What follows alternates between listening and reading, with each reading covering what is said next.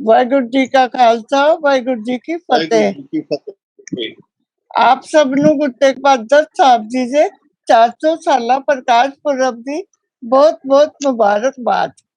ਸ਼ਹੀਦਾਂ ਦੇ ਸਿਰਤਾਜ ਨੌਵੇਂ ਪਾਤਸ਼ਾਹ ਗੁਰੂ ਤੇਗ ਬਹਾਦਰ ਜੀ ਮਨੁੱਖੀ ਹੱਕਾਂ ਦੀ ਰਾਖੀ ਲਈ ਸਿਰਫ ਦੇਸ਼ ਅਤੇ ਕੌਮ ਦੇ ਲਈ ਹੀ ਸ਼ਹਾਦਤ ਨਹੀਂ ਦਿੱਤੀ,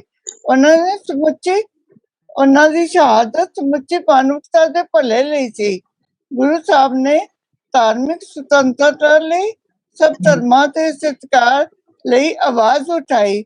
ਉਹਨਾਂ ਦੀਆਂ ਸਿੱਖਿਆਵਾਂ ਸਾਡੇ ਸਭਨਾਂ ਲਈ ਚਾਨਣ ਮੁਨਾਰਾ ਹਨ। ਅੱਜ ਅਸੀਂ ਜਿਸ ਤਰ੍ਹਾਂ ਸਮੁੱਚੀ ਦੁਨੀਆ ਕਰੋਨਾ ਦੀ ਚਪੇਟ ਵਿੱਚ ਹੈ, ਸਿੱਖ ਕੌਮ ਸਮੁੱਚੀ ਲੋਕਾਈ ਦੇ ਭਲੇ ਲਈ ਗੁਰੂ ਤੇਗ ਬਹਾਦਰ ਸਾਹਿਬ ਦੀਆਂ ਸਿੱਖਿਆਵਾਂ ਤੇ ਚੱਲ ਕੇ ਅੰਤਕ ਸੇਵਾ ਕਰ ਰਹੀ ਹੈ। ਅੱਜ ਵਾਇਸ ਆਫ ਮਾਨਵਤਾ ਪਲੇਟਫਾਰਮ ਤੇ ਗੁਰੂ ਸਾਹਿਬ ਦੇ 400 ਸਾਲਾ ਪ੍ਰਕਾਸ਼ ਦਿਵਸ ਦੇ ਉਪਲਕਸ਼ ਵਿੱਚ ਅਸੀਂ ਉਹਨਾਂ ਦੇ ਫਲਸਫੇ ਅਤੇ ਸਿੱਖਿਆਵਾਂ ਤੇ ਵਿਚਾਰ ਕਰਨ ਜਾ ਰਹੇ ਹਾਂ, ਜਿਸ ਵਿੱਚ ਸਾਡੇ ਨਾਲ ਡਾਕਟਰ ਮਨਜੀਤ ਸਿੰਘ ਜੀ, ਸਾਬਕਾ ਮੁਖੀ ਪੰਜਾਬੀ ਵਿਭਾਗ Delhi university, doctor Narendra Singh ji, retired associate professor Delhi university, तो सरदार राजिंदर सिंह जी चेयरमैन विरासत सिखिज्म ट्रस्ट हाजिर होए हैं। मैं सबना नू जी आया कहंदी हां। डॉक्टर मनजीत सिंह जी, तुसी सब तो पहले गुरु तेग बहादुर साहब जी बारे अपने उन्हां दी सिक्ख्यावां, उन्हां दे फलसफे बारे विचार रखो। सत श्री अकाल जी। वाहिगुरु जी का खालसा, वाहिगुरु जी की फतेह। ये बहुत खुशी की गल है कि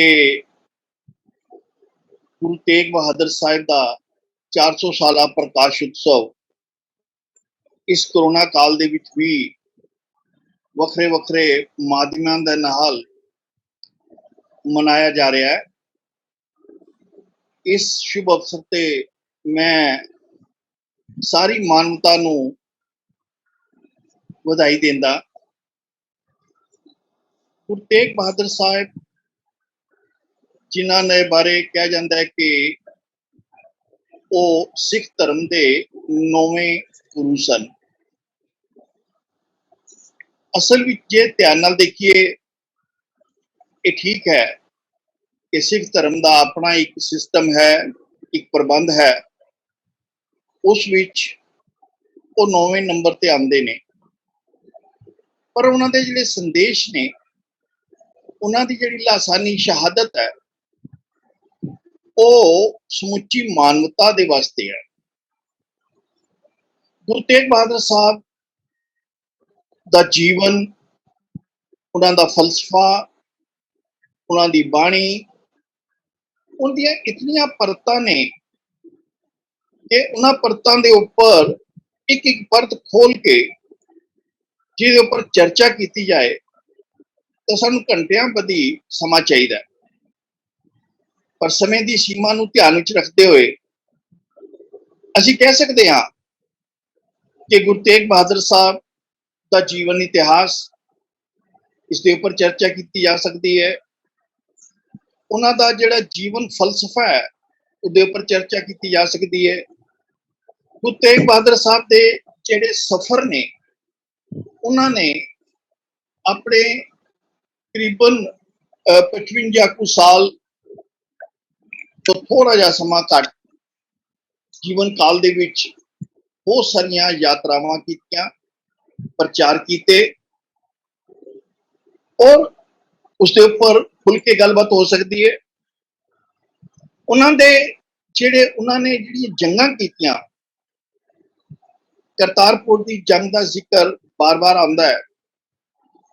जदों बचपन दे विच उन्हां दा नाम त्यागमल सी, तो फिर उन्होंने करतारपुर की 13-14 साल की उम्र दे विच जिहड़े तेग दे जौहर दिखाए, उस करके उन्हां दा नाम तेग बहादुर कर दिता गया। तेगमल तो तेग बहादुर तक का रूपांतरण एक लंबा इतिहास है। ਉਹਨਾਂ ਦੀ ਬਾਣੀ ਗੁਰੂ ਗ੍ਰੰਥ ਸਾਹਿਬ ਦੇ ਵਿੱਚ ਦਰਜ ਹੈ। ਉਹਨਾਂ ਦੇ 59 ਸ਼ਬਦ ਜਿਹੜੇ ਨੇ ਉਹ ਗੁਰੂ ਗ੍ਰੰਥ ਸਾਹਿਬ ਵਿੱਚ ਦਰਜ ਨੇ, ਜਿਹੜੇ 15 ਰਾਗਾਂ ਦੇ ਵਿੱਚ ਨੇ। ਇੱਕ ਜੈਜੈਵੰਤੀ ਰਾਗ ਜਿਹੜਾ ਹੈ ਉਹਨਾਂ ਨੇ ਨਵਾਂ ਸ਼ਾਮਲ ਕੀਤਾ। ਬਾਕੀ ਰਾਗ ਜਿਹੜੇ ਪ੍ਰਚਲਿਤ ਰਾਗ ਸਨ। ਇਸ ਦੇ ਨਾਲ ਨਾਲ ਉਹਨਾਂ ਨੇ 57 ਰਾਗ ਰਹਿਤ ਬਾਣੀ ਜਿਹੜੀ ਹੈ, ਸ਼ਲੋਕ ਜਿਹੜੇ ਨੇ ਉਹ ਵੀ ਰਚੇ। ਤੁਸੀਂ ਦੇਖੋਗੇ ਕਿ ਉਹਨਾਂ ਨੇ ਆਪਣੇ ਛੋਟੇ ਜਿਹੇ ਜੀਵਨ ਕਾਲ ਦੇ ਵਿੱਚ ਐਸੇ ਕੰਮ ਕਰ ਦਿਖਾਏ ਕਿ ਉਹਨਾਂ ਨੇ ਅਨੰਦਪੁਰ ਸ਼ਹਿਰ ਜਿਹੜਾ ਉਹ ਵਸਾਇਆ, ਸਰੋਵਰ ਖੁਦਵਾਏ, ਪੌਲੀਆਂ ਖੁਦਵਾਈਆਂ, ਖੂਹ ਖੁਦਵਾਏ। ਇਸ ਤਰੀਕੇ ਦੇ ਨਾਲ ਉਹਨਾਂ ਨੇ ਜਨ ਕਲਿਆਣ ਵਾਸਤੇ ਵੀ ਬਹੁਤ ਸਾਰੇ ਕਾਰਜ ਜਿਹੜੇ ਨੇ ਉਹ ਆਰੰਭੇ। ਸਿਰਫ ਇੱਥੇ ਹੀ ਬਸ ਨਹੀਂ, ਤੁਸੀਂ ਦੇਖੋਗੇ ਕਿ ਉਹਨਾਂ ਦੇ ਨਾਲ ਜਦੋਂ ਉਹਨਾਂ ਨੂੰ ਗੁਰਗੱਦੀ ਹਾਸਿਲ ਹੁੰਦੀ ਹੈ ਤਾਂ ਫਿਰ ਉਸ ਵਕਤ ਦਾ ਜਿਹੜਾ ਪ੍ਰਸੰਗ ਹੈ ਮੱਖਣ ਸ਼ਾਹ ਲੁਬਾਣੇ ਦਾ ਜਿਹੜਾ ਪ੍ਰਸੰਗ ਹੈ, ਉਸके ऊपर भाई मंजियां डा के बैठ गए। वो सारा जड़ा प्रसंग है उसके कई वक-वक परतां ने।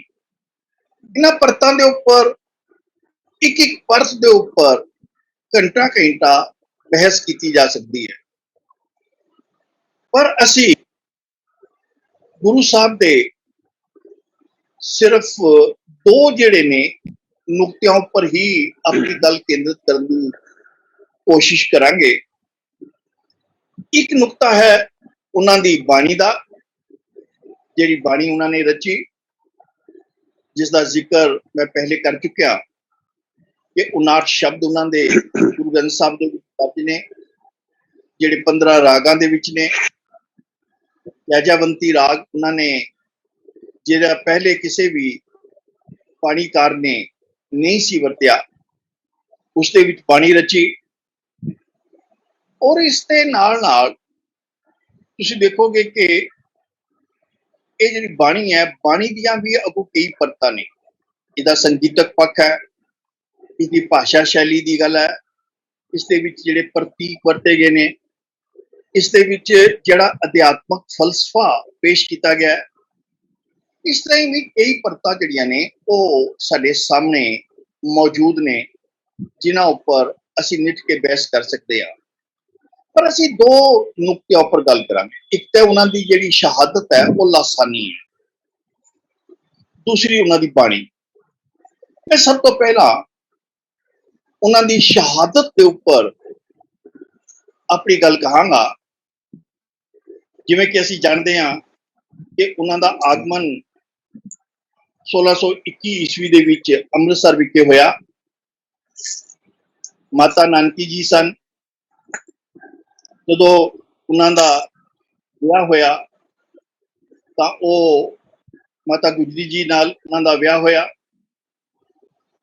आप जी गुरु 6वें गुरु हरगोबिंद साहिब दे सब तो छोटे साहिबजादे सन। एक कुल 5 भरा सन, एक भैन सी, ते सब तो छोटे एक तेगमल जी सन। और तुसीं देखो कि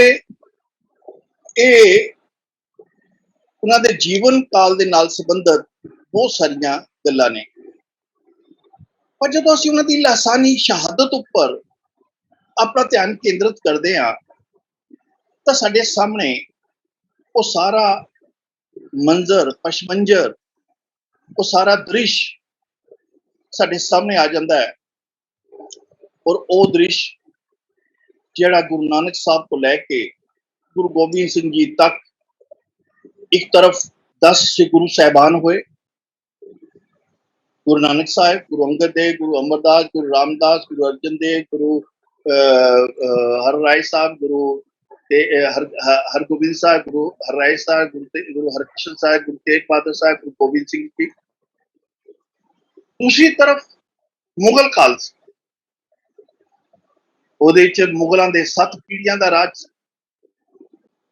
ਇੱਕੋ ਖਾਨਦਾਨ ਮੁਗਲ ਖਾਨਦਾਨ के 7 पीढ़ियां ने राज किया समय समय। बाबर, हुमायूं, अकबर, जहांगीर, शाहजहां, औरंगजेब, बहादुर शाह, उस तो बाद भी ये सिलसिला चलिया। तुम देखोगे कि हिंदुस्तान जिहड़ा है ये तकरीबन 8वीं 9वीं ईस्वी दे विच गुलाम हो जाता है। और तुम देखोगे कि 8वीं 9वीं ईस्वी तो लैके ये 1947 तक 20वीं सदी दे तकरीबन अध विचकार तक ये गुलामी दियां जंजीरां दे विच जकड़िया जाता। कदे हिंदुस्तान नूं लुट्टण वास्ते मंगोल आए, कदे तुर्किस्तान तो तुर्क आए, कदे पुर्तगाली आए, कदे फ्रेंच आए, फिर अंग्रेज आए, मुगल आए, और उस तो पहले भी बहुत लंबा सिलसिला जिहड़ा है वो साडे सामने है। राजा दाहद तो ये गल शुरू होंदी है। दाहद सैन जिहड़ा सब तो पहला, उस तो ये मुगलों का खास करके इस्लाम का प्रवेश जिहड़ा वो साडे देश दे विच हुंदा है। और एक सिलसिला बनया गुलामी का। और सिख धर्म जिहड़ा उस वक्त सामने आंदा है जिस वक्त इतिहास के उस पॉइंट ते, उस बिंदु ते सामने आंदा है जदों मुगलों का राज शुरू होता है। बाबर तो लैके बहादुर शाह तक ये 7 पीढ़ियां का राज चलता है। और गुरु तेग बहादुर साहब के वक्त औरंगजेब का बादशाहत, औरंगजेब की बादशाहत हिंदुस्तान के उपर है। साडे कोल संसार दियां, जे संसार के इतिहास उपर नजर मारिए तो सानू पता लगेगा कि बेअंत कुर्बानियां हुई अपनी कौम के लिए, अपने धर्म के लिए, अपने विचारों के लिए।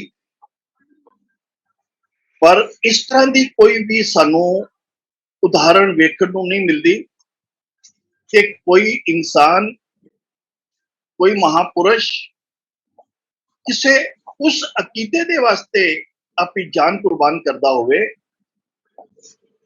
जिस अकीदे दे विच उसदा खास विश्वास नहीं।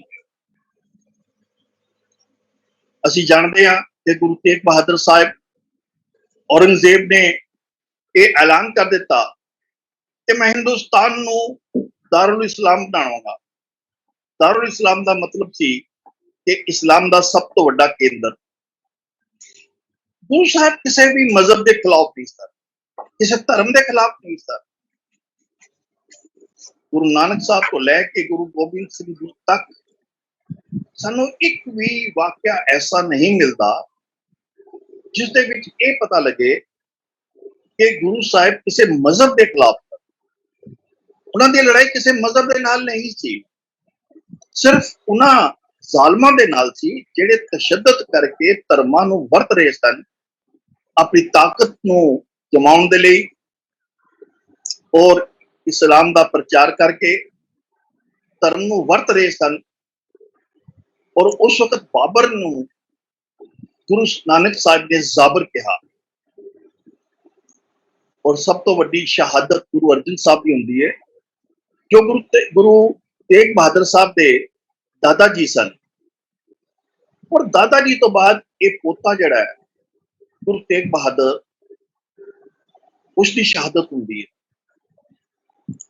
और इस शहादत के पीछे असीं सारे जानते हैं कि इस तरीके दे नाल सारे हिंदुस्तान नूं तबाही दे आलम ते ले आंदा सीगा मुगल बादशाह ने।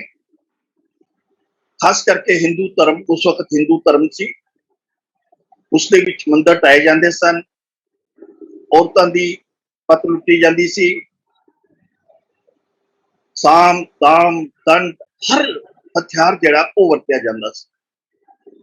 उस वक्त इस एक लहर सामने आई। गुरु नानक साहब को लैके गुरु गोबिंद सिंह जी तक इस लहर ने उस मुगल खानदान दियां जड़ां जड़ियां ने वो उखेड़ के रख दी। ਗੁਰੂ ਤੇਗ ਬਹਾਦਰ ਸਾਹਿਬ ਦੀ ਸ਼ਹਾਦਤ ਤੋਂ ਤਕਰੀਬਨ 30 ਵਰੇ ਬਾਅਦ ਹੀ ਬੰਦਾ ਸਿੰਘ ਬਹਾਦਰ ਨੇ ਜਿਹੜੀ ਜਿੱਤਾਂ ਹਾਸਲ ਕੀਤੀਆਂ ਔਰ ਮੁਗਲ ਖਾਨਦਾਨ ਦੀ ਮੁਗਲ ਜਿਹੜਾ ਰਾਜ ਸੀ ਸਾਮਰਾਜ ਸੀ ਉਸ ਦੀ ਇੱਕ ਨਾਲ ਇੱਕ ਖੜਕਾ ਦਿੱਤਾ। ਮੈਂ ਤਾਂ ਕਈ ਵਾਰ ਕਹਿੰਦਾ ਕਿ ਹਿੰਦੁਸਤਾਨ ਦੀ ਇਹ ਬਦਕਿਸਮਤੀ ਹੈ, ਇਹ ਬਦਨਸੀਬੀ ਹੈ ਕਿ ਅਸੀਂ ਹਿੰਦੁਸਤਾਨ ਦਾ ਜਿਹੜਾ ਇਤਿਹਾਸ ਹੈ ਉਹ ਅੰਗਰੇਜ਼ਾਂ ਤੋਂ ਸ਼ੁਰੂ ਕਰਦੇ ਹਾਂ। ਦੇਸ਼ ਦੀ ਆਜ਼ਾਦੀ ਦਾ ਇਤਿਹਾਸ ਅੰਗਰੇਜ਼ਾਂ ਤੋਂ ਸ਼ੁਰੂ ਕਰਦੇ ਹਾਂ, ਪਰ ਉਸ ਤੋਂ ਪਹਿਲਾਂ ਦਾ ਇਤਿਹਾਸ ਜਿਹੜਾ ਉੱਥੇ ਗਿਆ। ਇਹ ਜਿਹੜੇ ਬਾਹਰੋਂ ਆਏ ਸਨ, ਤੁਸੀਂ ਦੇਖੋ ਕਿ 8ਵੀਂ ਸ਼ਤਾਬਦੀ ਤੋਂ ਇਹ ਗੱਲ ਤੋਂ ਸ਼ੁਰੂ ਹੋ ਜਾਂਦਾ ਕੰਮ, ਇਹ ਸਿਲਸਿਲਾ ਬਣਦਾ ਹੈ ਮੁਗਲਾਂ ਦਾ। ਔਰ ਸਾਡੇ ਪੂਰੇ ਇਤਿਹਾਸ ਦੇ ਵਿੱਚ, ਪੂਰੇ ਹਿੰਦੁਸਤਾਨ ਦੇ ਇਤਿਹਾਸ ਵਿੱਚ ਹੀ ਨਹੀਂ, ਪੂਰੇ ਏਸ਼ੀਆ ਦੇ ਇਤਿਹਾਸ ਦੇ ਵਿੱਚ ਇਸ ਤਰ੍ਹਾਂ ਦੀ ਕੋਈ ਉਦਾਹਰਣ ਨਹੀਂ ਮਿਲਦੀ ਕਿ ਜਿੱਥੇ ਕਿਸੇ ਨੇ ਬਾਹਰਲੇ ਹਮਲਾਵਰ ਨੂੰ ਰੋਕਣ ਵਾਸਤੇ ਕੁਰਬਾਨੀ ਦਿੱਤੀ ਹੋ, ਬਾਹਰਲੇ ਹਮਲਾਵਰ ਨੂੰ ਚੈਲੰਜ ਕੀਤਾ ਹੋਵੇ, ਵੰਗਾਰਿਆ ਹੋ। ਇਹ ਸਿਰਫ ਸਿੱਖ ਇਤਿਹਾਸ ਦੇ ਵਿੱਚ ਉਹ ਗੁਰੂ ਤੇਗ ਬਹਾਦਰ ਸਾਹਿਬ ਦੀ ਸ਼ਹਾਦਤ ਦਾ ਇਹ ਆਪਣੇ ਆਪ ਵਿੱਚ ਲਾਸਾਨੀ ਸ਼ਹਾਦਤ ਸੀ। ਇਸ ਤਰੀਕੇ ਦੇ ਨਾਲ ਕਸ਼ਮੀਰ ਤੋਂ ਲੈ ਕੇ ਕੰਨਿਆ ਕੁਮਾਰੀ ਤੱਕ ਤਲਵਾਰ ਦੇ ਜ਼ੋਰ ਨਾਲ ਔਰੰਗਜ਼ੇਬ ਤਸ਼ੱਦਦ ਕਰਦਾ ਹੈ, ਲੋਕਾਂ ਨੂੰ ਇਸਲਾਮ ਦੇ ਵਿੱਚ ਕਨਵਰਟ ਕਰਨ ਦੀ ਕੋਸ਼ਿਸ਼ ਕਰਦਾ ਹੈ। ਔਰ ਉਸ ਵਕਤ ਕਸ਼ਮੀਰ ਜਿਹੜਾ ਹੈ ਉਹ ਬ੍ਰਾਹਮਣਾਂ ਦਾ ਸਭ ਤੋਂ ਵੱਡਾ ਕੇਂਦਰ ਸੀਗਾ, ਬਹੁਤ ਵੱਡਾ ਕੇਂਦਰ ਸੀਗਾ। ਪਰ ਉਸ ਤਸ਼ੱਦਦ ਦੀ ਦੇ ਤਹਿਤ ਬਹੁਤ ਸਾਰੇ ਬ੍ਰਾਹਮਣਾਂ ਨੇ ਇਸਲਾਮ ਕਬੂਲ ਕਰ ਲਿਆ। ਕੋਈ ਪਰਿਵਾਰ ਬਚੇ ਸਨ ਜਿਹੜੇ ਧਿਆਨ ਦੀ ਗੱਲ ਕਰਦੇ ਸਨ। ਆਖਰ ਉਹ ਕਿਸੇ ਚਮਤਕਾਰੀ ਸ਼ਕਤੀ ਦੇ ਵੱਲ ਦੇਖ ਰਹੇ ਸਨ, ਪਰ ਕਿਸੇ ਚਮਤਕਾਰੀ ਸ਼ਕਤੀ ਨੇ ਉਹਨਾਂ ਦਾ ਹੱਥ ਹੀ ਫੜਿਆ। ਆਖਰ ਉਹ ਗੁਰੂ ਤੇਗ ਬਹਾਦਰ ਸਾਹਿਬ ਕੋਲ ਆਏ। ਗੁਰੂ ਤੇਗ ਬਹਾਦਰ ਸਾਹਿਬ ਨੇ ਅਨੰਦਪੁਰ ਸਾਹਿਬ ਦਾ ਦ੍ਰਿਸ਼ ਹੈਗਾ, ਦੀਵਾਨ ਸਜਿਆ ਹੋਇਆ ਹੈ। ਉਸ ਦੀਵਾਨ ਦੇ ਵਿੱਚ ਉਹ ਆ ਕੇ ਆਪਣੀ ਫਰਿਆਦ ਕਰਦੇ ਨੇ ਕਿ ਔਰੰਗਜ਼ੇਬ ਸਾਨੂੰ ਜ਼ਬਰਦਸਤੀ ਜ਼ਬਰਨ ਇਸਲਾਮ ਕਬੂਲ ਕਰਾ ਰਿਹਾ ਹੈ। ਤਾਂ ਉਸ ਵਕਤ 9 ਸਾਲ ਦੇ ਪਾਲ ਗੋਬਿੰਦ, ਉਹਨਾਂ ਦੇ ਪੁੱਤਰ, ਉਹ ਇਸ ਗੱਲ ਨੂੰ ਪੁੱਛਦੇ ਨੇ ਕਿ ਪਿਤਾ ਜੀ ਇਹ ਕੌਣ ਨੇ, ਇਹ ਕੀ ਕਰਨ ਆਏ ਨੇ, ਕੀ ਕਹਿ ਰਹੇ ਨੇ। ਜਦੋਂ ਸਾਰਾ ਵਾਕਿਆ ਉਹਨਾਂ ਨੇ ਸਪਸ਼ਟ ਕੀਤਾ, ਦੱਸਿਆ, ਤਾਂ ਬਾਲ ਗੋਬਿੰਦ ਇਹ ਪੁੱਛਣ ਲੱਗੇ ਕਿ ਇਸ ਨੂੰ ਠੱਲ ਪਾਉਣ ਦਾ, ਇਸ ਤਸ਼ੱਦਦ ਨੂੰ ਠੱਲ ਪਾਉਣ ਦਾ ਤਰੀਕਾ ਕੀ ਹੈ। ਤਾਂ ਉਹਨਾਂ ਨੇ ਕਿਹਾ ਕਿ ਕੋਈ ਮਹਾਨ ਆਤਮਾ ਆਪਣੀ ਕੁਰਬਾਨੀ ਦੇਵੇ। ਤਾਂ ਇੱਕਦਮ ਬਾਲ ਗੋਬਿੰਦ ਬੋਲ ਪਏ ਕਿ ਤੁਹਾਡੀ ਤੋਂ ਵੱਡੀ ਹੋਰ ਹਸਤੀ ਕਿਹੜੀ ਹੋ ਸਕਦੀ। ਤਾਂ ਉਸ ਵਕਤ ਗੁਰੂ ਤੇਗ ਬਹਾਦਰ ਸਾਹਿਬ ਨੇ ਉਹਨਾਂ ਨੂੰ ਕਹਿ ਦਿੱਤਾ, 16 ਦੇ ਕਰੀਬ 16 ਬ੍ਰਾਹਮਣ ਆਏ ਸਨ, ਕਸ਼ਮੀਰੀ ਪੰਡਤ। ਉਹਨਾਂ ਨੂੰ ਕਹਿ ਦਿੱਤਾ ਕਿ ਤੁਸੀਂ ਜਾ ਕੇ ਔਰੰਗਜ਼ੇਬ ਨੂੰ ਕਹਿ ਦਿਓ, ਜੇ ਗੁਰੂ ਤੇਗ ਬਹਾਦਰ ਨੂੰ ਤੂੰ ਇਸਲਾਮ ਕਬੂਲ ਕਰਾ ਲੈ ਤਾਂ ਅਸੀਂ ਸਾਰੇ ਇਸਲਾਮ ਕਬੂਲ ਕਰ ਦਾਂਗੇ। ਤਾਂ ਔਰੰਗਜ਼ੇਬ ਨੇ ਸੋਚਿਆ ਤਾਂ ਬਹੁਤ ਛੋਟਾ ਕੰਮ ਹੈ ਬੰਦੇ ਨੂੰ ਕਰਾਣਾ। ਉਸਨੇ ਹੁਕਮ ਦੇ ਦਿੱਤਾ। ਪਰ ਗੁਰੂ ਸਾਹਿਬ, ਇਹ ਸਾਰਾ ਇਤਿਹਾਸ ਤੋਂ ਅਸੀਂ ਸਾਰੇ ਵਾਕਿਫ ਹਾਂ, ਮੈਂ ਬਹੁਤ ਤਫਸੀਲ ਵਿੱਚ ਨਹੀਂ ਜਾਵਾਂਗਾ, ਡਿਟੇਲ ਵਿੱਚ ਨਹੀਂ ਜਾਵਾਂਗਾ। ਸਿਰਫ ਗੱਲ ਇਤਨੀ ਸੀ ਕਿ ਉਹਨਾਂ ਦੇ ਨਾਲ 3 ਸਿੱਖ ਸਨ, ਉਹਨਾਂ ਦੇ ਸ਼ਾਗਿਰਦ, ਉਹਨਾਂ ਦੇ ਸ਼ਿਸ਼, ਭਾਈ ਮਤੀ ਦਾਸ ਜੀ, ਭਾਈ ਸਤੀ ਦਾਸ ਜੀ, ਭਾਈ ਦਿਆਲਾ ਜੀ। ਔਰ ਇਹ ਜਿਹੜਾ ਦਿੱਲੀ ਦਾ ਸਾਡਾ ਚਾਂਦਨੀ ਚੌਕ ਹੈ, ਇਸ ਚਾਂਦਨੀ ਚੌਕ ਦੀ ਕੋਤਵਾਲੀ ਦੇ ਵਿੱਚ ਉਹਨਾਂ ਨੂੰ ਕੈਦ ਕੀਤਾ ਜਾਂਦਾ ਹੈ, ਗੁਰੂ ਤੇਗ ਬਹਾਦਰ ਸਾਹਿਬ ਨੂੰ। ਔਰ ਉਹਨਾਂ ਦੇ ਸਾਹਮਣੇ, ਅੱਖਾਂ ਦੇ ਸਾਹਮਣੇ ਭਾਈ ਮਤੀ ਦਾਸ ਨੂੰ ਆਰੇ ਦੇ ਨਾਲ ਚੀਰਿਆ ਜਾਂਦਾ ਹੈ। ਭਾਈ ਸਤੀ ਦਾਸ ਨੂੰ ਰੂਹ ਦੇ ਨਾਲ ਲਪੇਟ ਕੇ ਸਾੜ ਦਿੱਤਾ ਜਾਂਦਾ ਹੈ। ਭਾਈ ਦਿਆਲਾ ਜੀ ਨੂੰ ਅੱਗ ਉਬਲਦੀ ਦੇਗ ਵਿੱਚ ਉਬਾਲ ਦਿੱਤਾ ਜਾਂਦਾ ਹੈ, ਤਾਂ ਕਿ ਕਿਧਰੇ ਤੇਗ ਬਹਾਦਰ ਤਾਂ ਮਨ ਜਿਹੜਾ ਡੋਲ ਜਾਏ। ਉਹਨਾਂ ਨੇ 3 ਸ਼ਰਤਾਂ ਰੱਖੀਆਂ, ਜਾਂ ਤਾਂ ਕੋਈ ਕਰਾਮਾਤ ਦਿਖਾਓ, ਜਾਂ ਇਸਲਾਮ ਕਬੂਲ ਕਰ ਲਓ, ਜੇ ਇਸਲਾਮ ਨਹੀਂ ਕਬੂਲ ਕਰਦੇ ਤਾਂ ਫਿਰ ਮੌਤ ਤੁਹਾਡੇ ਸਾਹਮਣੇ। ਉਸ ਨੇ ਕਿਹਾ ਕਿ ਪਹਿਲੀਆਂ ਦੋਨੋਂ ਸ਼ਰਤਾਂ ਜਿਹੜੀਆਂ ਨੇ ਮੈਂ ਉਹਨਾਂ ਨਾਲ ਬਿਲਕੁਲ ਨਹੀਂ ਇਤਫਾਕ ਰੱਖਦਾ। ਉਹਨਾਂ ਨੇ ਸ਼ਹਾਦਤ ਦੇਣ ਦਾ, ਸ਼ਹੀਦੀ ਦਾ ਜਿਹੜਾ ਸੰਕਲਪ ਹੈ ਉਹ ਸਿੱਖ ਧਰਮ ਦਾ ਆਪਣਾ ਇੱਕ ਨਵੇਕਲਾ ਸੰਕਲਪ ਹੈ। ਜਦੋਂ ਸ਼ਹੀਦ ਕਰੋ ਸ਼ਹਾਦਤ ਦੇਣ ਵਾਸਤੇ ਚੱਲਦਾ ਹੈ ਤਾਂ ਮੌਤ ਤਾਂ ਪਹਿਲਾਂ ਉਸ ਨੂੰ ਹੋ ਚੁੱਕੀ ਹੁੰਦੀ ਹੈ, ਮਰ ਚੁੱਕਾ, ਉਹ ਸ਼ਹਾਦਤ ਦੇਣ ਵਾਸਤੇ ਚੱਲ ਪਿਆ। ਇੱਕ ਲੰਬਾ, ਇਹ ਆਪਣੇ ਆਪ ਹੀ ਲੰਬਾ ਟਾਪਿਕ ਹੈ, ਮੈਂ ਇਸ ਬਾਰੇ ਬਹੁਤ ਡਿਟੇਲ ਵਿੱਚ ਨਹੀਂ ਜਾਵਾਂਗਾ। ਤੁਸੀਂ ਦੇਖੋਗੇ ਕਿ ਇਹ ਸ਼ਹਾਦਤ ਬਲੀਦਾਨ ਨਾਲੋਂ ਵੱਖਰਾ ਸੰਕਲਪ ਹੈ। ਬਲੀਦਾਨ ਵਿੱਚ ਕਿਸੇ ਦੀ ਬਲੀ ਦਿੱਤੀ ਜਾਂਦੀ ਹੈ, ਕਿਸੇ ਦੀ ਕੁਰਬਾਨੀ ਦਿੱਤੀ ਜਾਂਦੀ ਹੈ, ਪਰ ਸ਼ਹੀਦ ਆਪ ਆ ਕੇ ਸ਼ਹੀਦ ਹੁੰਦਾ ਹੈ। ਤੁਸੀਂ ਦੇਖੋਗੇ ਇਹ ਗੱਲ ਚਲਦੇ ਚਲਦੇ ਜਦੋਂ ਨਵੇਂ ਜ਼ਮਾਨੇ ਤੱਕ ਗੱਲ ਪਹੁੰਚ ਗਈ ਤਾਂ ਮਹਿਸੂਸ ਕੀਤਾ ਗਿਆ ਕਿ ਕਿਸੇ ਜੀਵ ਦੀ ਹੱਤਿਆ ਕਰਨੀ ਠੀਕ ਨਹੀਂ, ਕਿਸੇ ਇਨਸਾਨ ਦੀ ਹੱਤਿਆ ਕਰ। ਅਖੀਰ ਤੇ ਅਸੀਂ ਕਿੱਥੇ ਪਹੁੰਚ ਗਏ?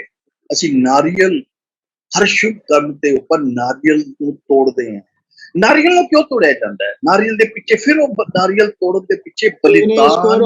ਐਮਐਲਏ ਸਭ ਦੇ ਵਿਚਾਰ ਲਿਓ, ਇੱਕ 5 ਮਿੰਟ ਦਾ ਟਾਈਮ ਦਿਓ ਸਭ ਨੂੰ, ਇੱਕ ਮਤਲਬ ਤੁਸੀਂ ਸਭ ਨੂੰ ਟਾਈਮ ਦਿਓ। ਬਲੀਦਾਨ ਦੀ ਭਾਵਨਾ ਕੰਮ ਕਰ ਰਹੀ ਹੈ।